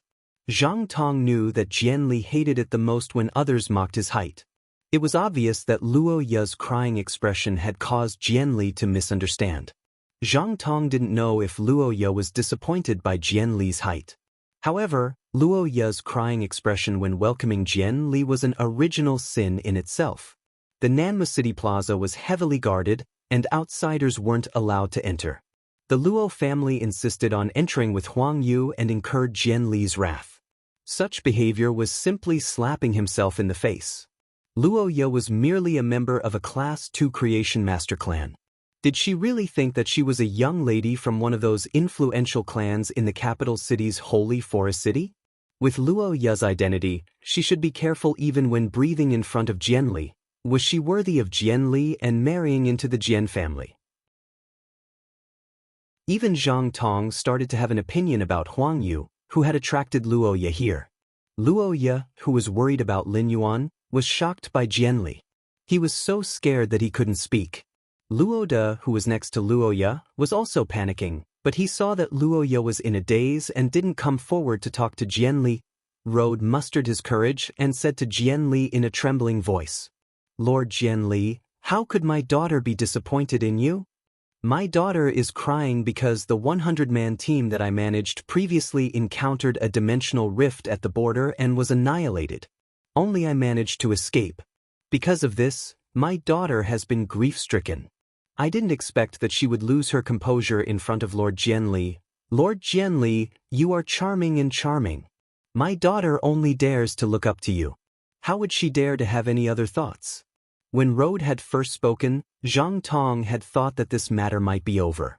If the bandit team that Luo Ye had joined had been annihilated, Jian Li wouldn't be so overbearing and make things difficult for a woman from a Class 2 Creation Master family. When the time came, he would get someone to bring Luo Ye and Road down, and the matter would be resolved. But when Road said, "I only dare to look up to you," Zhang Tong's expression changed. This sentence had violated Jian Li's taboo. Zhang Tong had personally witnessed Jian Li trying to curry favor with someone who was taller than him. That person had been executed because he had said the words "look up to Jian Li. Zhang Tong saw that Huang Yu's expression changed and had the intention to speak up for Luo Ye. Zhang Tong coughed and looked at Huang Yu with sharp eyes. Huang Yu was worried about Luo Ye's situation and felt embarrassed that Luo Ye had disrupted Zhang Tong's plan. When she saw Zhang Tong's expression, Huang Yu was so frightened that she didn't dare to say anything. Jian Li's expression had originally been playful. Now that he heard Road's words, Jian Li's expression turned completely gloomy. Zhang Tong came to Jian Li's side and said apologetically, "Lord Jian Li, they are the Luo family's family head and young lady. If Lord Jian Li doesn't want to dirty your hands because of them, I'm willing to help you deal with them immediately. If Lord Jian Li does not wish to dirty his hands because of them, I am willing to help Lord Jian Li deal with them immediately." After speaking, Zhang Tong whistled with a strange rhythm and a very high pitch toward the northwest of the plaza. The whistle sounded a little like a snake's hissing. As soon as Zhang Tong blew the whistle, a mighty neigh rang out from the northwest. This snake-like hissing had a hint of prestige that belonged to a WRM species Fey. A purplish-black, twin-horned Qilin snake that was nearly 25 meters long soared from the distance and flew toward Zhang Tong. While flying, this long snake, which had WRM species characteristics, hissed repeatedly and flicked out its black tongue that was nearly half a meter long. Its dark purple venomous fangs emitted an eerie chill under the sunlight. Before this giant snake, which obviously had a WIRM species bloodline, arrived at the Nanmo Plaza, the air was filled with a fishy smell. This purplish-black giant snake was the Zhang family head's main fae, the corrosive serpent flood dragon. In order to welcome Jianli, the Zhang family head had specially released the corrosive serpent flood dragon. He had also made the corrosive serpent flood dragon listen to Zhang Tong's orders. Accompanied by the Platinum X/Fantasy Eye corrosive serpent flood dragon's hissing, the blade feather eagle bird's aura suddenly weakened, and it flapped its wings restlessly. It was obviously very afraid of the corrosive serpent flood dragon. Although the blade feather eagle bird and the corrosive serpent flood dragon were both pinnacle platinum fays, one was a fantasy breed, while the other wasn't an ordinary fae. However, one was a fantasy breed, while the other wasn't a normal fae. If they were to compare, it would be equivalent to a major grade difference. Fortunately, the blade feather eagle bird was controlled by 2 ironwood guards. Coupled with the creation master's taming, the blade feather eagle bird didn't go berserk and hurt people or flee in panic. Zhang Tong's words made Road feel despair and caused Huang Yu's expression to change. The corrosive serpent flood dragon was entrenched in the Nanmo Plaza and was ready to start a massacre at any time. It kept flicking out its black tongue, indicating that the corrosive serpent flood dragon was in a hungry state. Finally, Huang Yu looked at Luoya and recalled her father's teachings at home. She had no choice but to lower her head. The Huang family was also a Class 2 creation master aristocratic family. If it wasn't for her aunt, she wouldn't be qualified to welcome Jianli here. It wouldn't be of any use if she pleaded for Luoya now. She might even offend Lord Jianli and implicate the entire Huang family.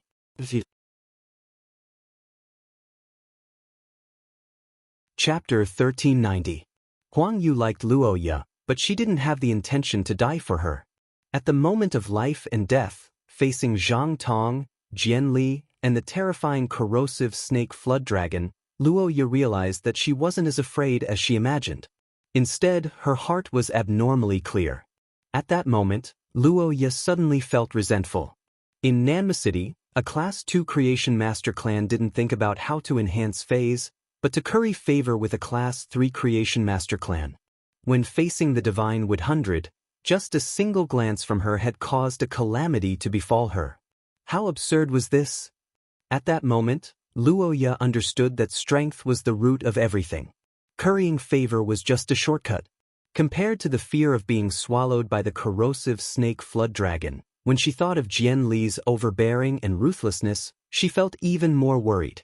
Luoya was increasingly worried about Lin Yuan, who was about to arrive. Zhang Tong originally thought that Luoya would beg Jianli in fear after he summoned the corrosive snake flood dragon to please Jianli. Who would have thought that Luoya was the only one begging for mercy?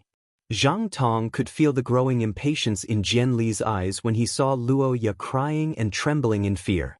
Zhang Tong quickly gave the corrosive snake flood dragon an order. Go! Corrosive snake flood dragon, it's time to eat. Upon hearing Zhang Tong's order, the corrosive snake flood dragon's black body instantly slithered away. The friction between the scales let out an ear-piercing sound. In the blink of an eye, the corrosive snake flood dragon's massive body arrived in front of Luoya and Luoya. Just as the corrosive snake flood dragon was preparing to eat, a melodious dragon roar echoed in the sky. This melodious dragon roar caused Jianli's eyes to narrow. Jianli wasn't a creation master, but he was from the Sacred Forest City's prestigious Jian clan and had seen plenty of dragon species phase. Just based on this dragon roar, Jianli could determine that the roaring dragon species fae definitely had a higher bloodline than the corrosive snake flood dragon. This dragon roar didn't have a bloodthirsty feeling, but it was abnormally noble and elegant. It should be a pure-blooded flood dragon species fae. It wasn't strange for such a fae to appear in the royal capital, Sacred Forest City, and it wouldn't be too conspicuous in Oak City either. However, it was rather strange for it to appear in Nanmu City. Could it be that there are other big shots coming to Nanmu City today besides me? Dragon species phase valued bloodline the most. If it was a pure-blooded dinosaur phase roar, the rotten venomous snake flood dragon might not be so afraid. After all, dinosaurs and flood dragons were two different branches of dragon species phase. The pure-blooded flood dragon's cries were suppressing the rotten snake flood dragon, causing it to lose its desire to eat. When everyone raised their heads to look at the sky, they saw a 100-meter-long dragon gliding towards Nanmu Square from afar. After Lin Yuan released Blackie, it started to run around happily. It released its diamond/fantasy breed phase aura without restraint. Xiao Hei's pressure was clearly felt by everyone in the Nanmu Square. The appearance of the diamond/fantasy breed pureblood flood dragon made the expressions of the two firm-wood guards guarding Jian Li turn grave. As the ink-colored giant flood dragon approached from afar, everyone suddenly realized that there were three figures standing on top of this handsome ink-colored pure-blooded flood dragon. The white-clothed youth standing at the front was caressing the black flood dragon's mane with an elegant expression. He had dashing eyebrows and red lips, and his facial features were so exquisite that people couldn't shift their eyes away. This youth might not be wearing the highly sought-after fur in the Divine Wood Federation, but his white silk spirit chi clothes seemed to be rippling with layers of mist in the wind. This white spirit chi clothing should be woven from the mist silk that the diamond fae, water mist cold silkworm, spat out. The youth's waist was equipped with a belt studded with all kinds of pearls and jade. Many of the guards couldn't recognize the pearls and jade embedded on the belt. Only Zhang Tong could recognize the jade-textured wood and the blue pyroxene, which was only produced in the Class 3 underground dimensional rift. Just from the accessories on the belt, Zhang Tong could confirm that this person's identity was extremely prominent. Otherwise, it was impossible for a belt to cost at least 1,000,000 deep Sanskrit dollars. As the young family head of a Class 3 Creation Master clan, Zhang Tong's insight was definitely not as good as Jian Li's, who was from the capital city's Sacred Forest City's aristocratic family. Jian Li could see more tricks from the accessories on Lin Yuan's belt. Zhang Tong thought that the light yellow wooden wheel embroidered at the edge of Lin Yuan's belt was jade-textured yellow willow wood. However, Jian Li could see at a glance that the wooden wheel on Lin Yuan's belt was not jade-textured yellow willow wood but completely jade-textured jasper pear wood. The value of completely jade-textured jasper pear wood and yellow willow wood was hundreds of times different. As for the blue pyroxene, which Zhang Tong recognized only produced in the Class 3 underground dimensional rift, it was the most common item on the belt. The Milky Way jade and the sea vein stone were exquisitely embedded on the belt. The belt formed the scenery of the sea vein pearl. It was this belt that made Jian Li repeatedly examine Lin Yuan and see his black hair and eyes. Jian Li was sure that Lin Yuan was from a hidden aristocratic clan in the Deep Lore Federation. The Deep Lore Federation's hidden aristocratic clan controlled the entire Aon continent's Chamber of Commerce and controlled 60% of the Aon continent's wealth. Each of them was a colossus in the Aon continent. Although the Divine Wood Federation and the Iron Hammer Federation had always had bandits attacking the Deep Lore Federation's caravans, their main purpose was to frame each other. Plundering wealth was just incidental. From this, it could be seen that the Divine Wood Federation and the Iron Hammer Federation were reducing each other's impression in the Deep Lore Federation's Chamber of Commerce.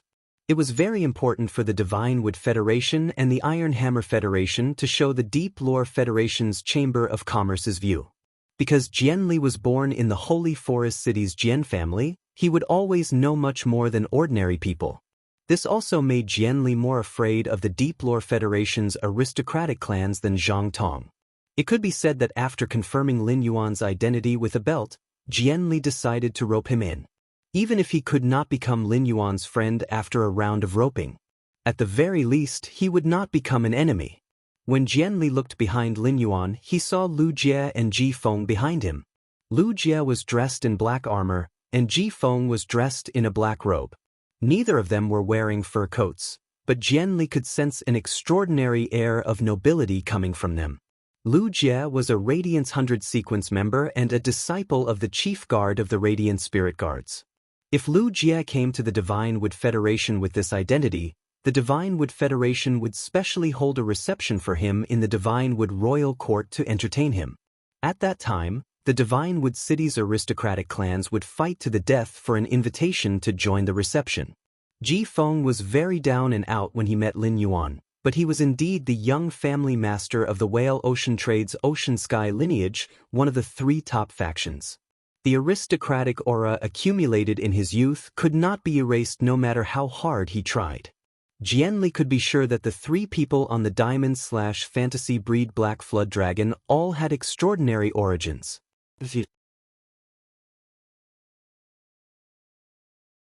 Chapter 1391. Lu Jie and Ji Feng, who were dressed in black armor and black robes, were like stars surrounding the moon.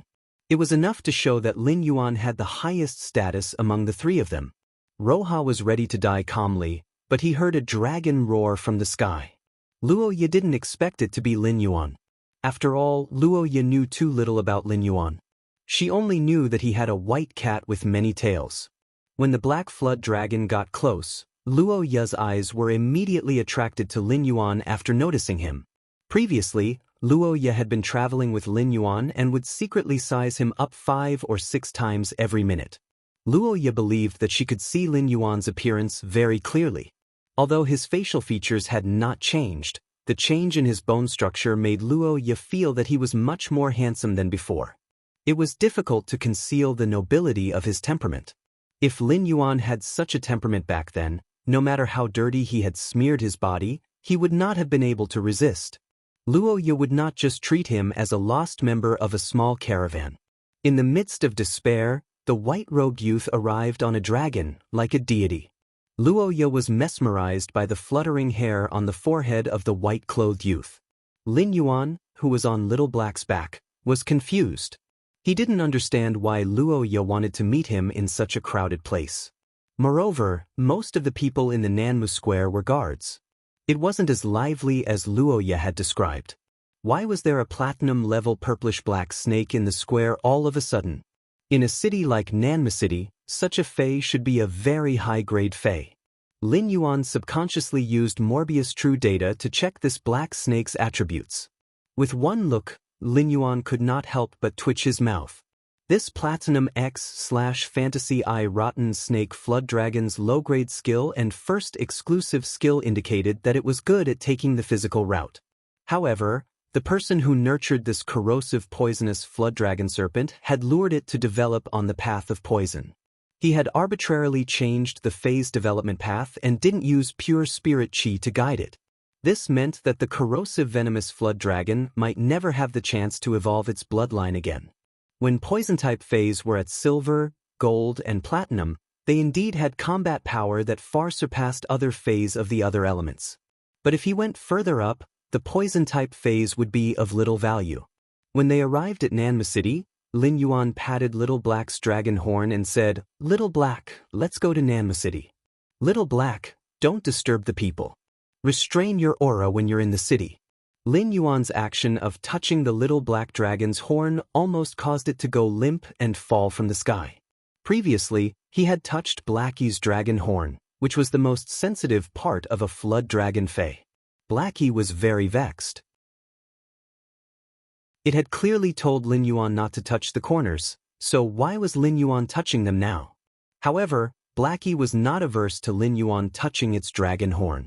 Therefore, Blackie stopped reminding Lin Yuan and obediently listened to him. He retracted his aura. Xiao He withdrew the aura of a pure-blooded flood dragon, and the rotten venomous flood dragon on the ground was immediately freed from its state of fear. The corrosive poisonous flood dragon still remembered Zhang Tong's instructions. The snake immediately opened its mouth and attacked Roha. Compared to Roha was obviously more delicious. Therefore, the corrosive poisonous flood dragon decided to start with Luo Ye. This scene made Lin Yuan frown abruptly, and he immediately ordered Blackie, "Blackie, don't be afraid. Blackie, use Spirit Purity Burst to stop this corrosive poisonous flood dragon." When Blackie heard Lin Yuan's order, It immediately swung its tail, and a black scale fell off the tip of its tail. Then, a ball of pure spiritual energy surged out of Little Black's body. After attaching this ball of pure spiritual energy to the black scales, Little Black flicked its tail. Blackie swung its tail and ruthlessly whipped the black scale.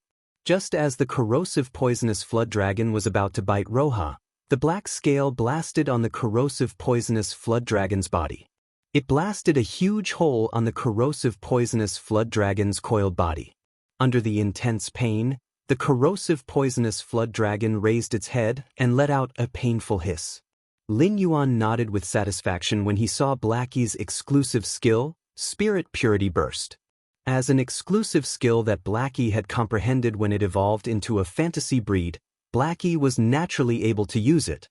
However, when Blackie used Spirit Purity Burst, the spirit chi it used was far less pure than Lin Yuan's spirit chi. This caused Blackie's Spirit Purity Burst to be far weaker than Lin Yuan's. Blackie might be a support-type Fae, but when it came to a fight, its combat ability wasn't weak. Blackie might not be able to defeat a power offense-type Fae of the same grade when it used Spirit Purity Burst. However, it was still more than enough to defeat a power offense-type Fae that was one grade weaker than it. While the corrosive poisonous flood dragon was hissing in pain, Roja pulled Road to the side to avoid being implicated by the struggling corrosive poisonous flood dragon. The black flood dragon suddenly launched an attack, causing Zhang Tong's expression to change drastically. Even Jian Li's gaze turned gloomy. Could the three individuals on the back of the black flood dragon be enemies and not friends? Jian Li couldn't remember when he had encountered these three individuals on the black flood dragon's back. Jian Li turned to look at Roja and noticed that she was staring at the white-clothed youth on the black flood dragon's back with a burning gaze. Jian Li immediately understood that this white-clothed youth and Roja knew each other. This explained why the white-clothed youth on the black flood dragon's back would suddenly attack the corrosive poisonous flood dragon. While Jian Li was pondering, the two Firmwood guards were afraid that the black flood dragon would continue to attack and implicate Jian Li. Therefore, without Jian Li's permission, the two Firmwood guards each took 2 steps forward and arrived in front of Jian Li. Subsequently, they summoned their Faes. The Divine Wood Federation's Firmwood guards were trained to protect the Divine Wood 100 sequence members. All of them were experts. In order to maximize the strength of their main phase, the Divine Wood Federation poured all of its resources into the Firmwood guards' main phase. As a result, the Firmwood guards would usually only contract one Fae. At that moment, a giant beetle and a golden brown monkey that was a head shorter than Jian Li were summoned. The giant dark green beetle was 7 meters long, 3 meters tall, and 4 meters wide. It looked like a giant moving war chariot. The dark green beetle's carapace was like a mirror, and it could clearly reflect the surroundings. Just from the thick carapace and the giant beetle's clumsy movement, it could be seen that this beetle was extremely adept at defense. After the other golden brown monkey was summoned, its body quickly ignited with raging flames. The flames made the air above the Nanmo Plaza scorch, and heat waves kept surging from the monkey's body into the sky. This golden brown monkey punched with both fists, and the fists each spewed out 2 pillars of fire. It was obvious that this monkey was an extremely adept at attack. The Firmwood guard's main phase that the Divine Wood Federation had paired with the Divine Wood 100 had always been one for offense and one for defense.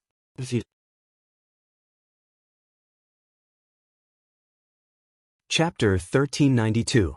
The giant dark green beetle and the fiery brownish gold monkey stood in front of Jian Li, one on the left and one on the right.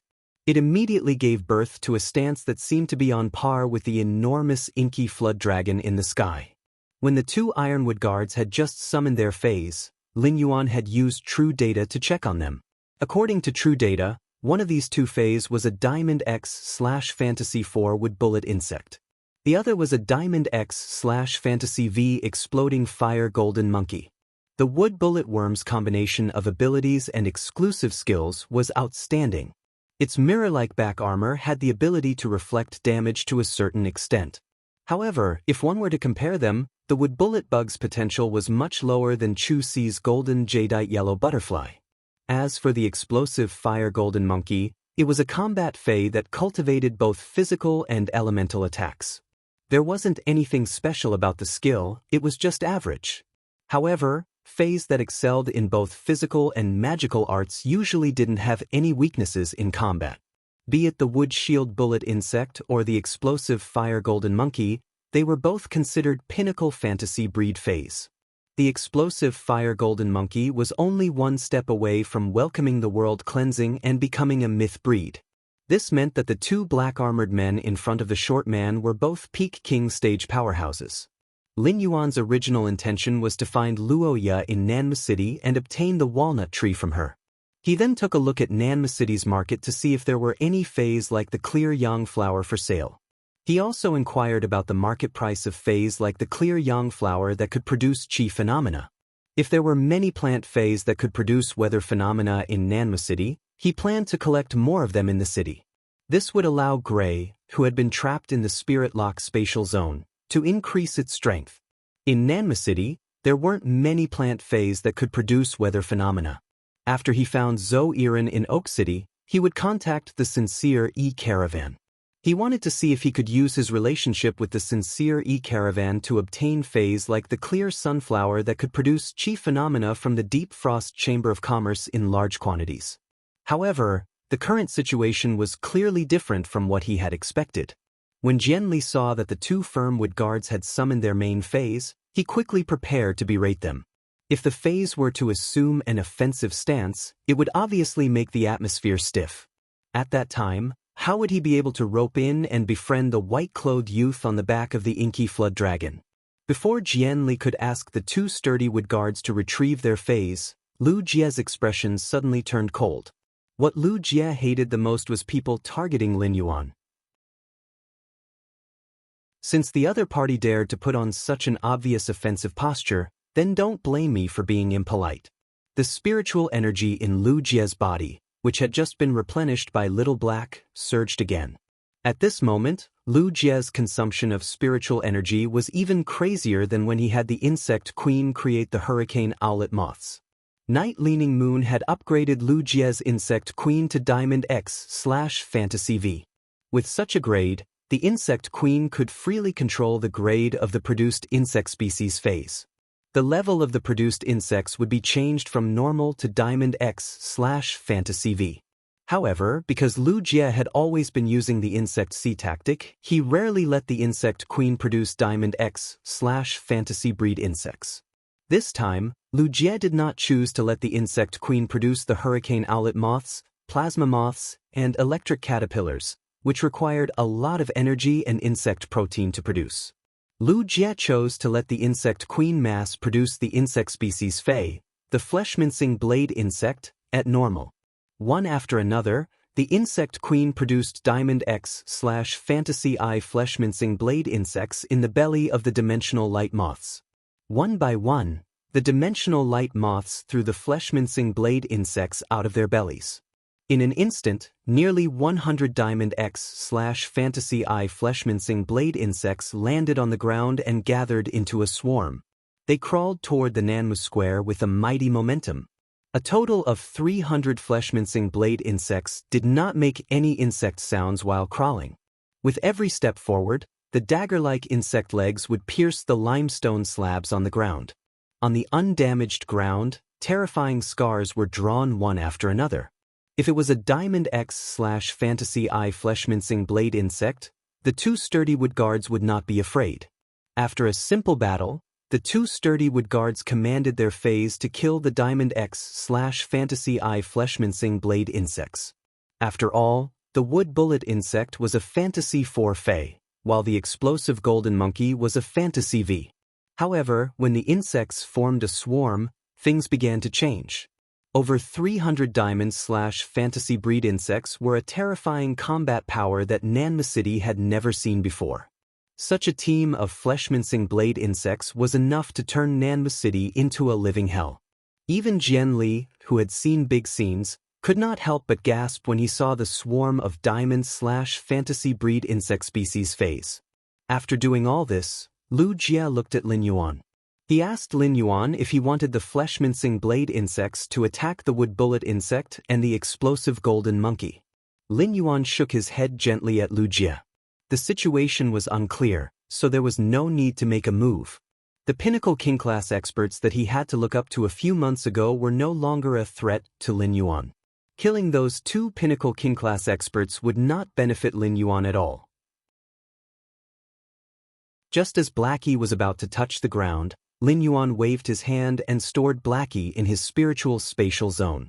Lin Yuan, Lu Jie, and Ji Feng landed on the Nanmo Plaza in a carefree manner. Zhang Tong and the others' pupils shrank when they saw this scene. Everyone clearly saw that when the youth in white had stored the ink-colored flood dragon, he had not taken out the walnut that could hold items. This meant that the ink-colored flood dragon was this youth's contracted fae. It was simply too shocking. How old was this youth in white to have a diamond/fantasy breed fae? Jianli was the divine wood 100 sequence 83rd, and his strongest fae was only gold X/fantasy I. Jianli had always been proud of his strength. However, compared to this youth in white, his strength was not enough at all. Upon seeing Lin Yuan walking in his direction, Jianli hurriedly said to the two ironwood guards beside him, "What are you two doing? What are you two doing? Why did you summon a fae when a friend is here?" Jianli's voice was very loud, and it reached everyone's ears. It made Zhang Tong's heart skip a beat. He had gotten up early in the morning to set up this place for Jianli. In order to help Jianli vent his anger, he had even summoned the strongest corrosive serpent flood dragon. The corrosive serpent flood dragon had been seriously injured by the ink-colored flood dragon's attack just now. It was still rolling on the ground and hissing. However, facing the person who had injured the corrosive serpent flood dragon, Jianli put on a smiling face. He even affectionately called that person a friend. When Zhang Tong heard the word friend, he only felt that it was extremely ironic. If that youth in white was a friend, then what was he?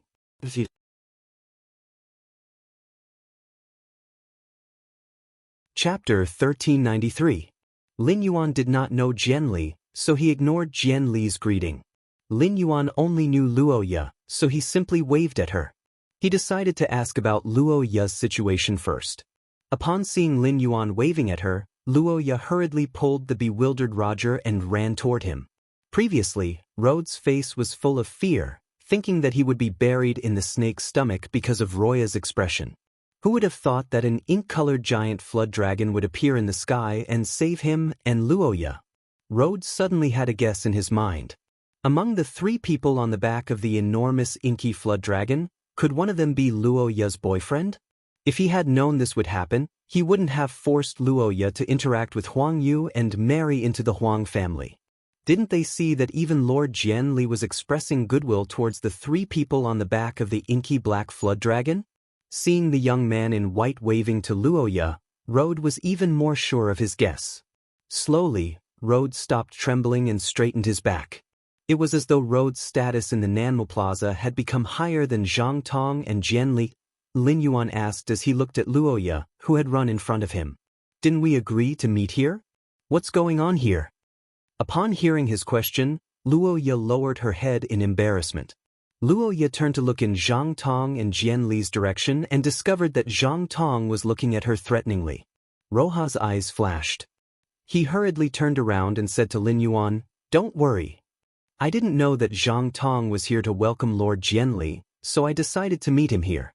Fortunately, there was no misunderstanding. After saying that, Luoya lowered her voice and explained softly to Lin Yuan.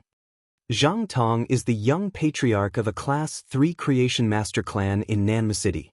Lord Jianli is a Divine Wood 100 sequence member. At this time, Luoya's heart was full of grievances. Just because her gaze was wrong, she almost died in the mouth of the corrosive poisonous snake flood dragon. However, Luoya knew that their relationship was too shallow. If she had to clarify her relationship with Lin Yuan, it was when they were facing the Class 2 underground dimensional rift at the border of the Divine Wood Federation and the Iron Hammer Federation. He owed Lin Yuan his life. Thus, Luoya did not tell Lin Yuan about the specific situation. She only said that it was fortunate that no misunderstanding had occurred. If Lin Yuan had not been riding on the Black Flood Dragon, it would have been a different story. Based on the situation just now, he knew that something must have happened here. However, Lin Yuan did not care about this. Zhang Tong was the young family head of a Class 3 Creation Master clan, and he could do whatever he wanted in Nanma City. However, Lin Yuan did not take it seriously at all. If he wanted a Class 3 Creation Master, he would need less than 2 days. Genius was able to nurture a Class 3 Creation Master's 100 Questions Beast. A Class 3 Creation Master was worthless to Lin Yuan. However, Jian Li's identity as a Divine Wood 100 Sequence member piqued his interest. If Lin Yuan could use such an identity, he could quickly open the door to the Divine Wood Federation's upper-class society. At the same time, he learned first-hand information that only the upper echelons of the Divine Wood Federation could know. While Lin Yuan was interested in Jian Li's identity, Jian Li had already taken the lead and walked toward Lin Yuan. Upon seeing Jian Li walking toward the white-clothed youth, the two Atomwood guards beside Jian Li and Zhang Tong hurriedly followed Jian Li's footsteps and walked toward Lin Yuan together. When Luo Ye saw Jian Li and Zhang Tong walking towards her, she subconsciously shrank back in fear. Lin Yuan noticed Luo Ye's reaction. When he thought about the platinum corrosive venomous snake that wanted to devour Luo Ye, he roughly understood the current situation. Lu Jie had been paying attention to Lin Yuan's eyes and saw him looking at Jian Li with interest. Lu Jie immediately understood Lin Yuan's intentions. Coincidentally, the rotten venomous flood dragon was struggling on the ground. In order to stop the bleeding from the large hole in its body, it quickly grew new flesh. The corrosive venomous flood dragon used its tail to bind the wound and continuously tightened its grip on the wound. This caused the corrosive venomous flood dragon to hiss in pain. Lu Jie immediately bowed to Lin Yuan and asked, "Young master, this little snake that hasn't even awakened its flood dragon bloodline has disturbed your peace. Why don't I deal with this little snake first? That way, it won't bother you again." Lin Yuan understood Lu Jie's nature and knew that he was not a murderous person. Although Lu Jie was Lin Yuan's retainer knight, he would not bow to Lin Yuan when speaking. Most of the time, Lu Jie would call Lin Yuan by his name. He would only address Lin Yuan as young master for some important matters. Lu Jie must have said this because he wanted to use this to open up the situation and let Lin Yuan take the initiative. Lin Yuan glanced at Zhang Tong, who was beside Jian Li, and revealed a pondering expression. It was as though he was considering if Lu Jie's suggestion was feasible. Upon hearing Lu Jie's words, Zhang Tong's expression suddenly changed. He was currently in the same despair as Luo Ye. The corrosive venomous flood dragon was his father's main fei and the Zhang family's strongest combat power. Once the corrosive venomous flood dragon was killed, it would definitely cause his father's spiritual energy to be damaged. Class 3 Creation Masters relied on spiritual energy to concoct spirit fluids. Spiritual energy damage would cause his father to fall from his position as a Class 3 Creation Master. At that time, the Zhang family, a Class 3 Creation Master family, would cease to exist. Without his father, the Zhang family would immediately lose its value in Jian Li's eyes. The Zhang family had accumulated power in Nanma City for many years and had always been overbearing. If his father fell, the Zhang family would lose their strongest combat power. The Huang family wouldn't target the Zhang family because of his mother. However, the Luo family, the Meng family, and the Li family would definitely join forces to resist the Zhang family. In addition, Luo Ye knew that white-clothed youth, and he might continue to attack the Zhang family after killing the corrosive venomous flood dragon. Zhang Tong turned around and looked at Jian Li with pleading eyes. He only hoped that Jian Li could speak up for him. In the end, Zhang Tong saw Jian Li looking at the white-clothed youth with astonishment. When Jian Li noticed Zhang Tong's pleading eyes, Jian Li merely glanced at him and didn't express anything else. Jian Li's indifference caused Zhang Tong's heart to turn cold. Jian Li originally thought that the three individuals on the inky flood dragon's back were of the same trade. The three of them had an extraordinary aura and looked like the young masters of the Deep Enlightenment Federation's hidden aristocratic clans. However, he didn't expect the black-armored youth to be the white-clothed youth's servant. Furthermore, this swarm of insects was a technique unleashed by the black-armored youth. The servant had the aura of a descendant of an aristocratic clan, and his strength was appalling. This made Jianli even more unable to see through Lin Yuan's strength. Even his steps forward became a little hesitant, and he wasn't as calm as before. After Zhang Tong confirmed that Jianli didn't have any intention to help him, he gritted his teeth and took 2 steps forward. He then knelt on one knee and said, "Brother Lin, I'm sorry."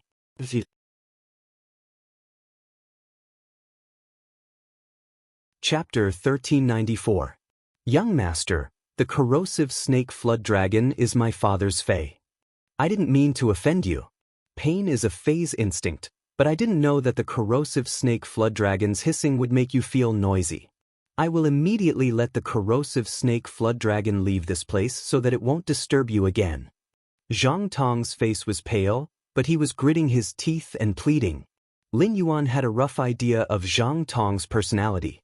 Zhang Tong had taken a few glances at Jianli before pleading.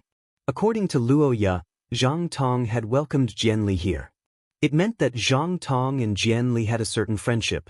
As a Divine Wood 100 sequence member, Jianli's status was much higher than Zhang Tong, who was from a Class 3 Creation Master clan. But when Zhang Tong was pleading, Jianli didn't speak up for him. It seemed like Jianli was exceptionally cold. Just as Zhang Tong thought that Lin Yuan wouldn't agree and the insect swarm was about to move, Zhang Tong heard a clear and pleasant voice ring out in his ears. "Since you said it, pain is a phase instinct. What is there to blame for a phase instincts?" Zhang Tong was startled by Lin Yuan's words. Zhang Tong gently raised his head and unexpectedly met Lin Yuan's gaze.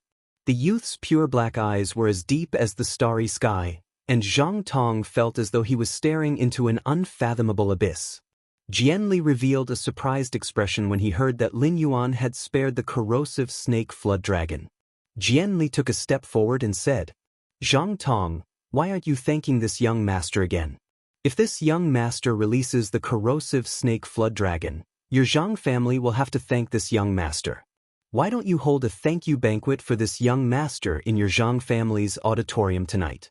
Jianli's words made it seem as if he was trying to find a way out of this embarrassing situation for Zhang Tong. It wasn't that Jianli didn't want to help Zhang Tong, but he didn't have time to plead. In fact, it was because the bugs present made Jianli very uncomfortable. Just now, 2 of his firmwood guards had summoned their fays and were in an obvious attacking stance towards that black flood dragon. These insects had been summoned because of the previous confrontation. If Jianli were to open his mouth to rope Lin Yuan in, he was really afraid that Lin Yuan would reject him. In that case, there would be no room for change. The Jian family was a big family in the Divine Wood Federation, and the people of the Divine Wood Federation were open-minded. There were more than 20 direct descendants of the Jian family. Among them, there were 3 who made it to the Divine Wood 100 sequence.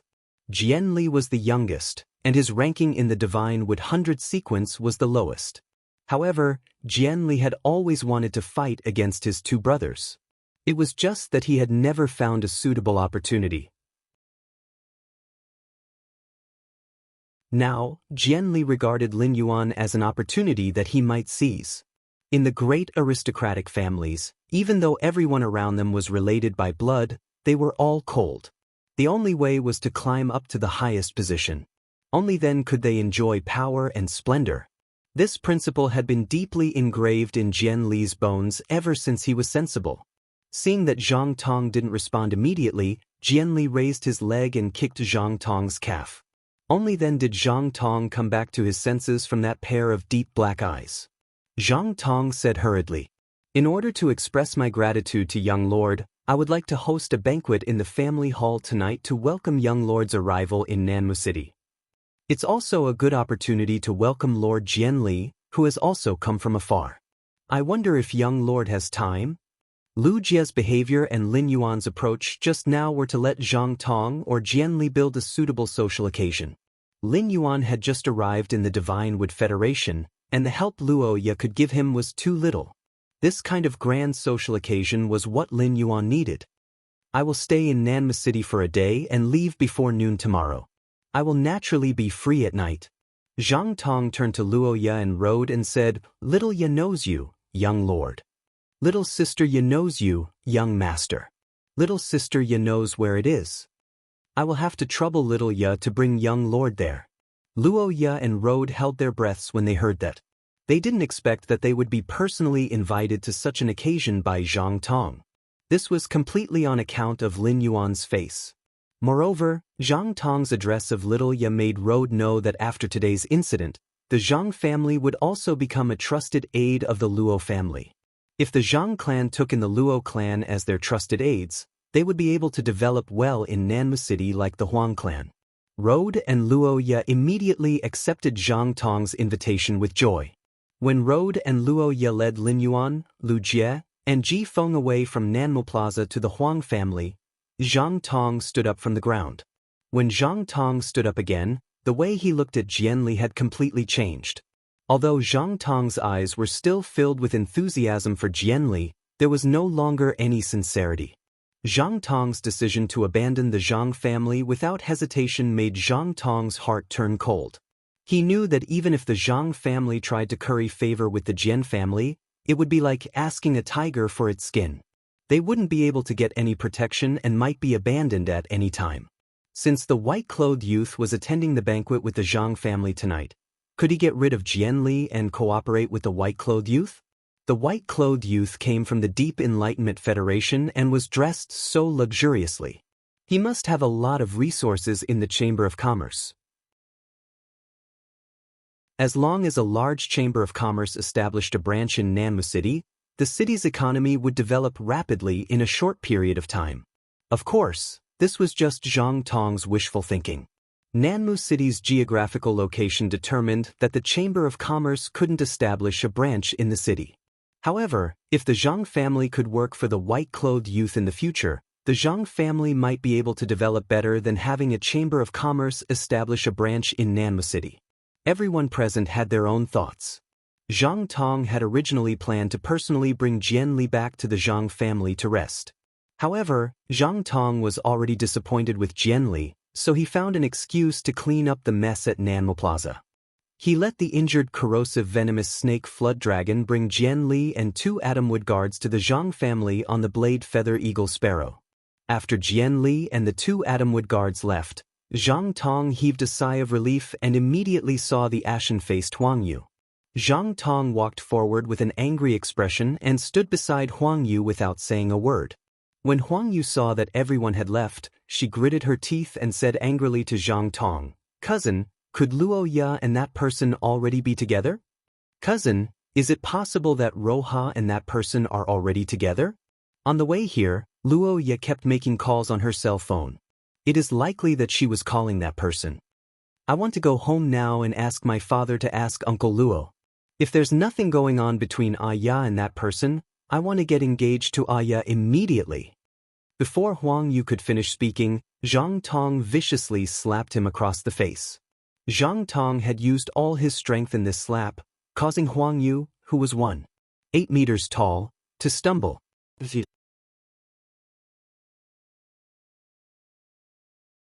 Chapter 1395. Zhang Tong said coldly to Huang Yu, "What is the identity of that young master? What kind of woman is Luo Ye? Why would that young master like Luo Ye? Haven't you heard that the rich and powerful families of the Deep Burn Federation practice monogamy? It's impossible for a woman like Luo Ye to become the matriarch of a hidden noble clan in the Deep Burn Federation. Tomorrow, that young master will leave. When that young master leaves, he won't bring Luo Ye with him. At that time, you can pursue Luo Ye again. I won't stop you. But if you force Luo Ye, it's very likely that the Huang family will be exterminated. Don't blame me for not reminding you. Think about it carefully." Zhang Tong had just noticed that Luo Ye was looking at the white-robed youth. But the white-clothed youth didn't even look at Luo Ye. If Roha really had a close relationship with the boy in white, then when the boy in white asked, Luo Ye would never be vague about the grievances she had suffered. Fortunately, Luo Ye had nothing to do with the white-clothed youth. Otherwise, none of the people in the square would have survived the attack of more than 300 diamond/fantasy breed bugs. Zhang Tong ignored Huang Yu, who was stunned by his slap. Taking a deep breath, he took out his phone and prepared to explain the situation to his father before Jianli arrived at the Zhang family. It would also allow his father to make a judgment. Lin Yuan, Lu Jie, and Ji Feng did not stay in the Luo residence despite Road and Luo Ye's warm invitation. Instead, he booked a treehouse near the Luo family and prepared to experience the unique architecture of the Divine Wood Federation. Luo Ye, who had been rejected, was very disappointed. However, Luo Ye, who had been outside for many years, understood the ways of the world. She knew that it was impossible for her to be with Lin Yuan. Luo Ye forced herself to bury this feeling deep in her heart and decided to deepen their relationship in other aspects.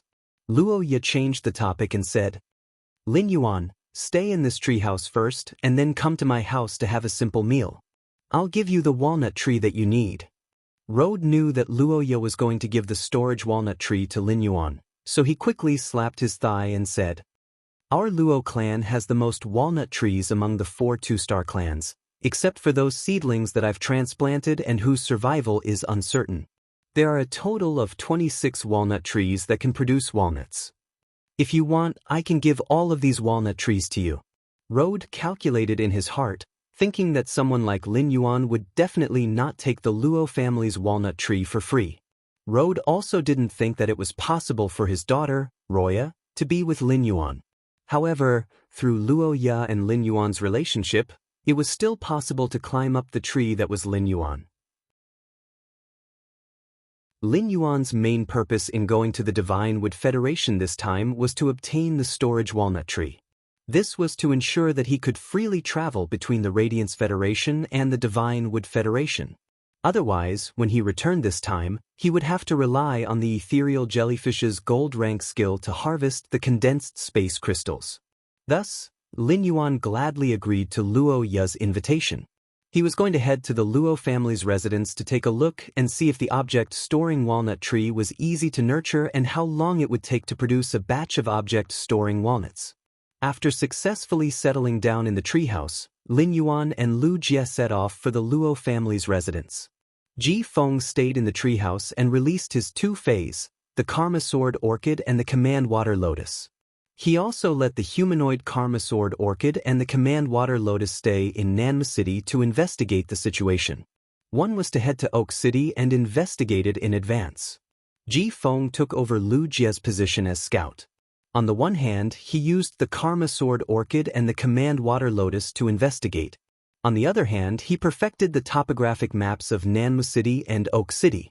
On the other hand, Lin Yuan was afraid that Su Yiren, whose soul had been injured, would have an accident if she stayed alone in Oak City for a long time.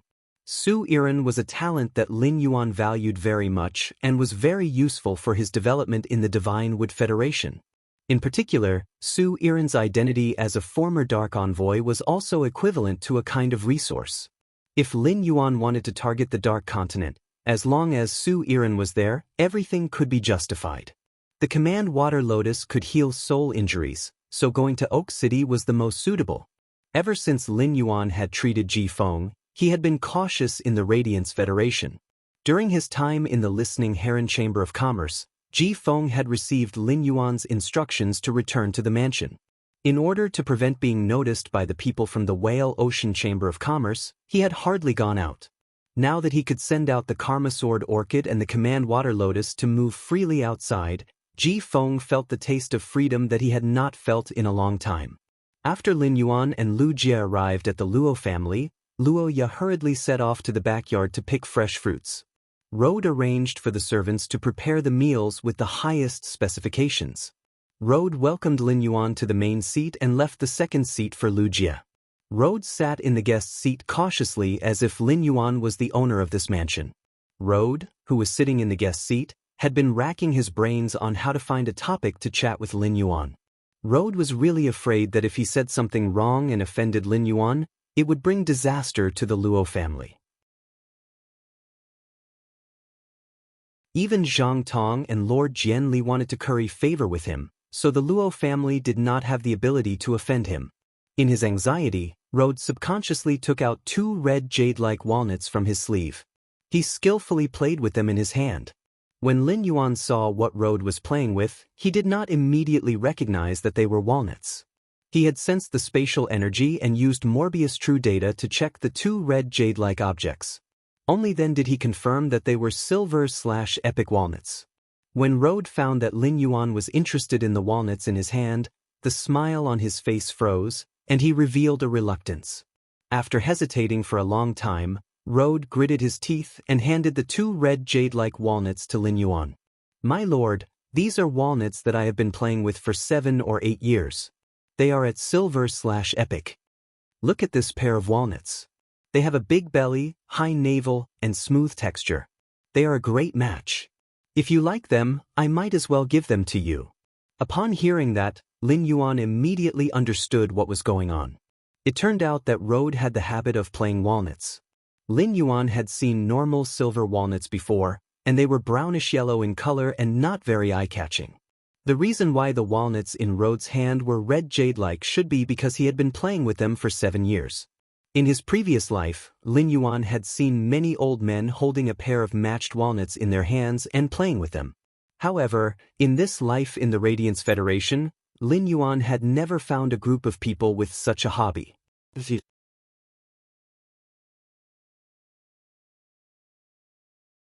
Chapter 1396.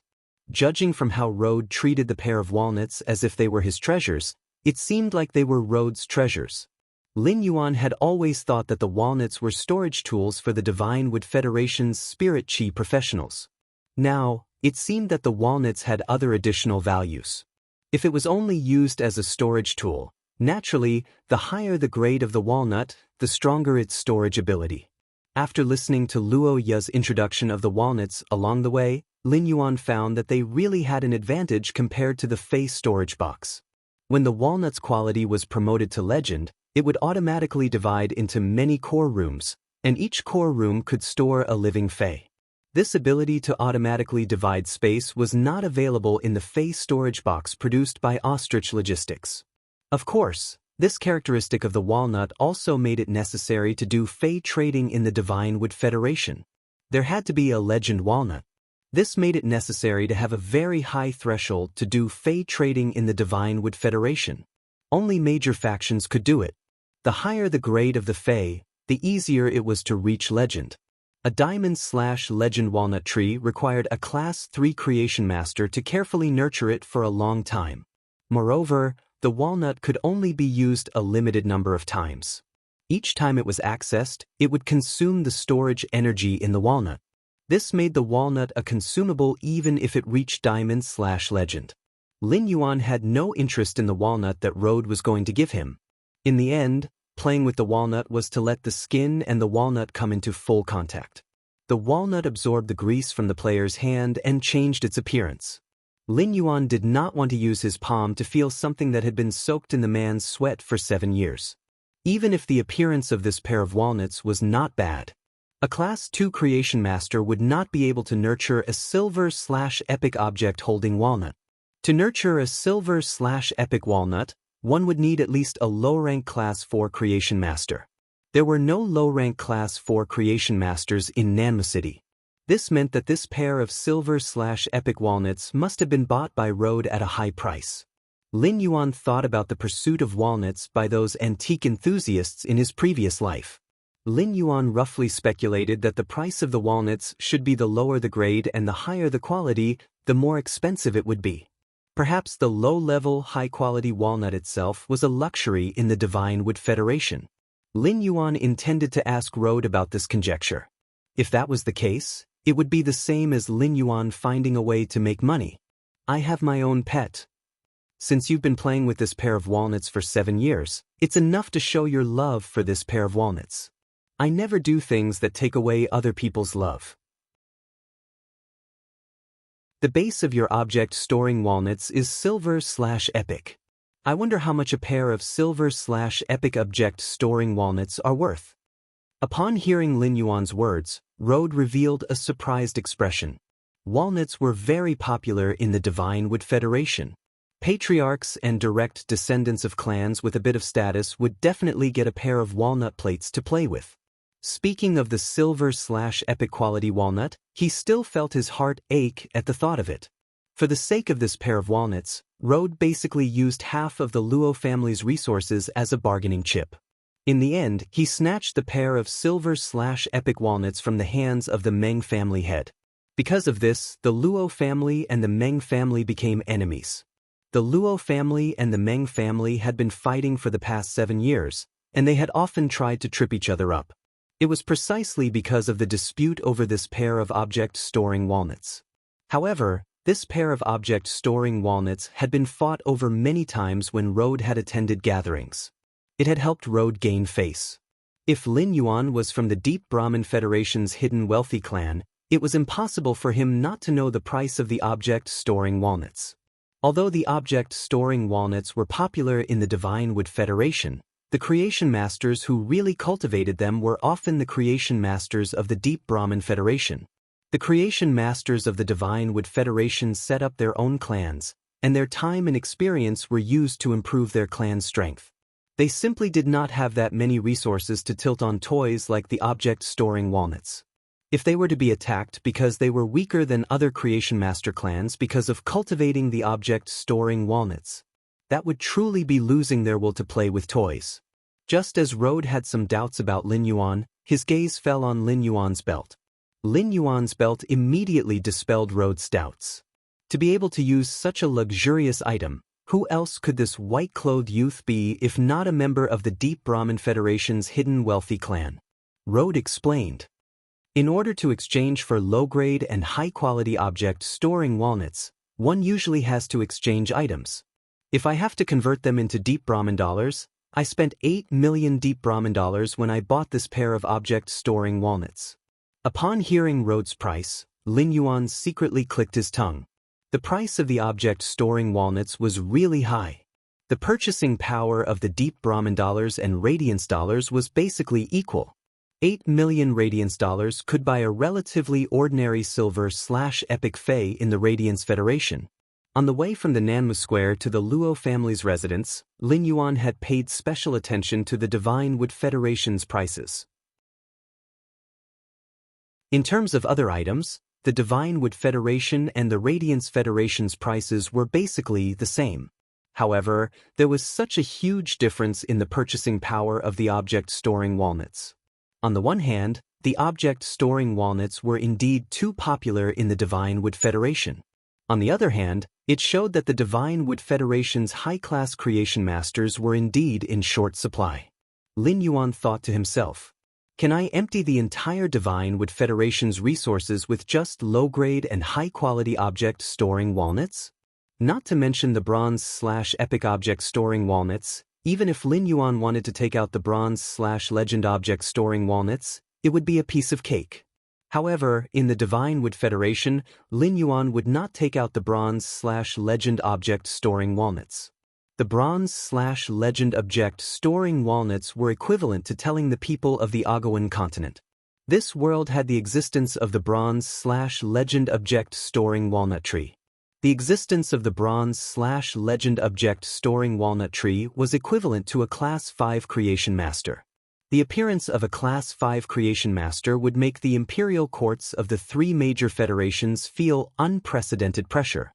At that time, the appearance of a Class 5 creation master might not necessarily become a common target of the 3 major federations.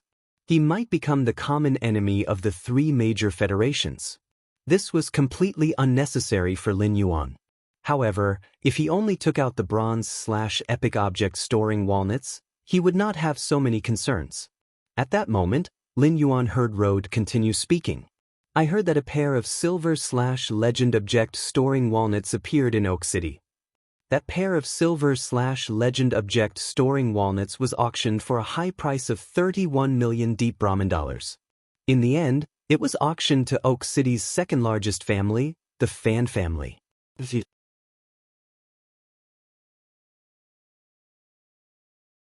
Chapter 1397. At this point, Rode paused for a moment before speaking with a rather longing tone. If it's a pair of bronze/epic walnuts, the price will increase by at least 10 million Brahmin coins. It may also attract the members of the major families in Holy Forest City to appear and compete for it. Rode couldn't stop talking and asked Lin Yuan curiously, Sir, you said you also have a hobby. Sir, you said you also have a hobby. I wonder if you can take out your hobby and let me have an eye-opener." As soon as he finished speaking, Rode immediately realized that there was something wrong with what he had said. He had really eaten a bear's heart and a leopard's gall. What was the identity of this white-clothed youth? How could he dare to ask to see the white-clothed youth's hobby? Lin Yuan didn't blame Rode, but he couldn't take out his hobby in front of Rode. He wasn't afraid of Rode seeing it, but he was afraid of scaring him after seeing it. His string of elemental pearls made from Goddess Gerbera and Lan Lanshan pearls was a treasure that even Class 5 creation masters couldn't nurture.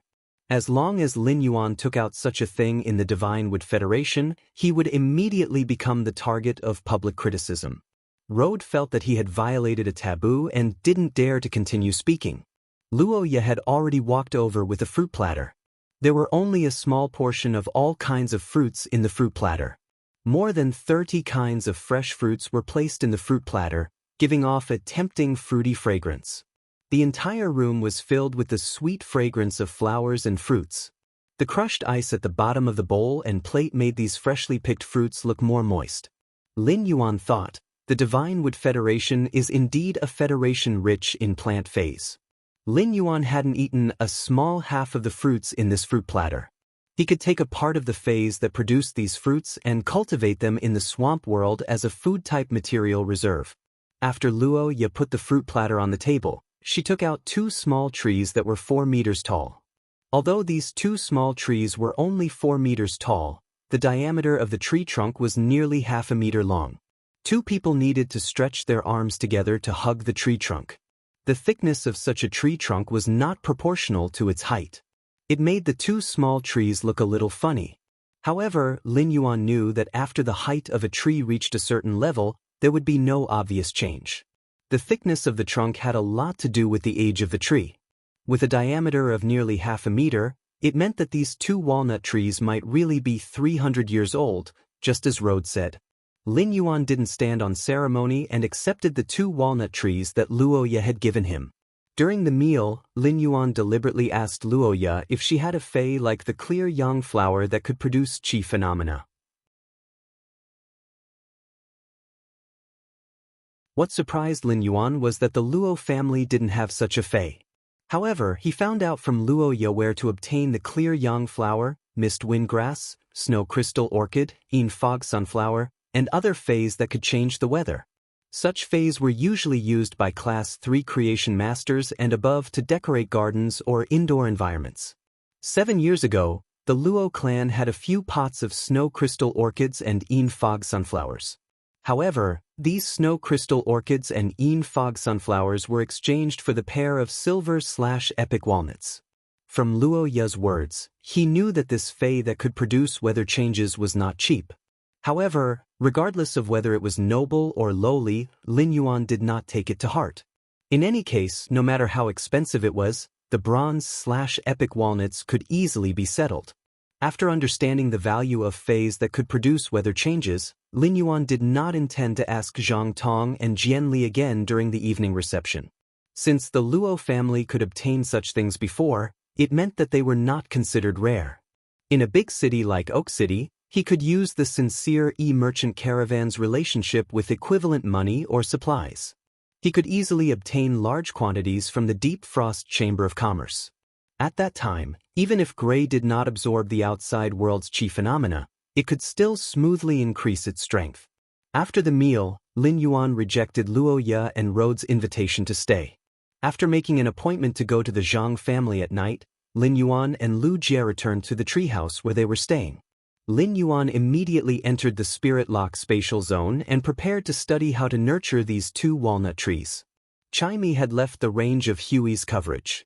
Chaimi, which was in the Divine Wood Federation, started a live broadcast. Chaimi, which could not live broadcast, tried its best to stay on the phoenix perching Chinese parasol tree, absorbing the energy in the exceptional fire to temper itself. In order to reach Myth 2 as soon as possible and transform into a human form, Chaimi had to do its best. Lin Yuan knew that Chaimi was working hard and wanted to hold a fan meeting. Genius and the Wind Speed Rapid Antelope were playing with a cloud of mist.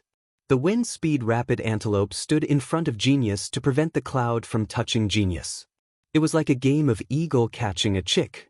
Upon seeing that Lin Yuan had arrived in the Spirit Lock spatial zone, the cloud of mist immediately rushed toward him.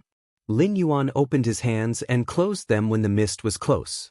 All of a sudden, he hugged Gray to his chest. Lin Yuan said as he stroked Gray's wings, "Gray, wait for another 2 days. Even if you don't exit the Spirit Lock spatial zone, you will be able to increase your strength in the Spirit Lock spatial zone. When you reach Diamond X/Legend and comprehend the willpower rune, you will become a fantasy breed. When you go to the outside world to absorb the atmosphere, you will be shielded by the will of the world. You don't have to worry about being discovered." When Gray heard Lin Yuan's words, it happily flopped around in Lin Yuan's arms and played to its heart's content. At that moment, Genius arrived beside Lin Yuan. After carefully inspecting the 2 walnut trees beside Lin Yuan's hand, he said, "I'm not sure if I'll be able to find them." Lin Yuan, nurturing these 2 walnut trees doesn't require pure spirit chi at all times like nurturing the elemental shellfish.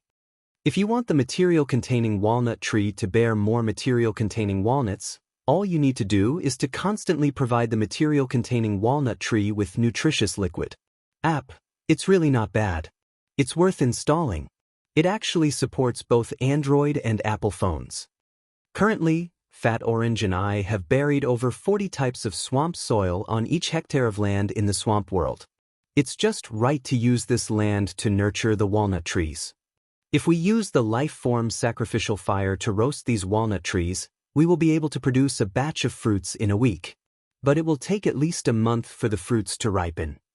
Lin Yuan had a delighted expression. With Genius around, it saved him the trouble of using true data to investigate the walnut trees. If the walnut trees could really produce fruits within 7 days, even if the fruits were not ripe, they still contained sufficient spatial energy. It was enough for Lin Yuan to use as a consumable to travel between the Radiance Federation and the Mysterious Federation through the spatial tunnel. However, if he plucked the fruits before they were ripe, he wouldn't be able to obtain a complete walnut tree. Lin Yuan didn't mind at all. Of the 2 walnut trees that Luo Ye had given Lin Yuan, one had fruits while the other didn't. Lin Yuan stored the object walnut tree into the Diamond Fei storage box and handed it to Genius. 166 Reading Network, you're tuning in to the Passion Pages YouTube channel. We're so grateful for your support, and don't forget to subscribe to join us on this incredible journey through captivating stories. Your generosity through donations truly makes a world of difference, as it's the primary source of revenue that allows me to expand and enhance this channel for you. Thank you from the bottom of my heart for being a part of this adventure.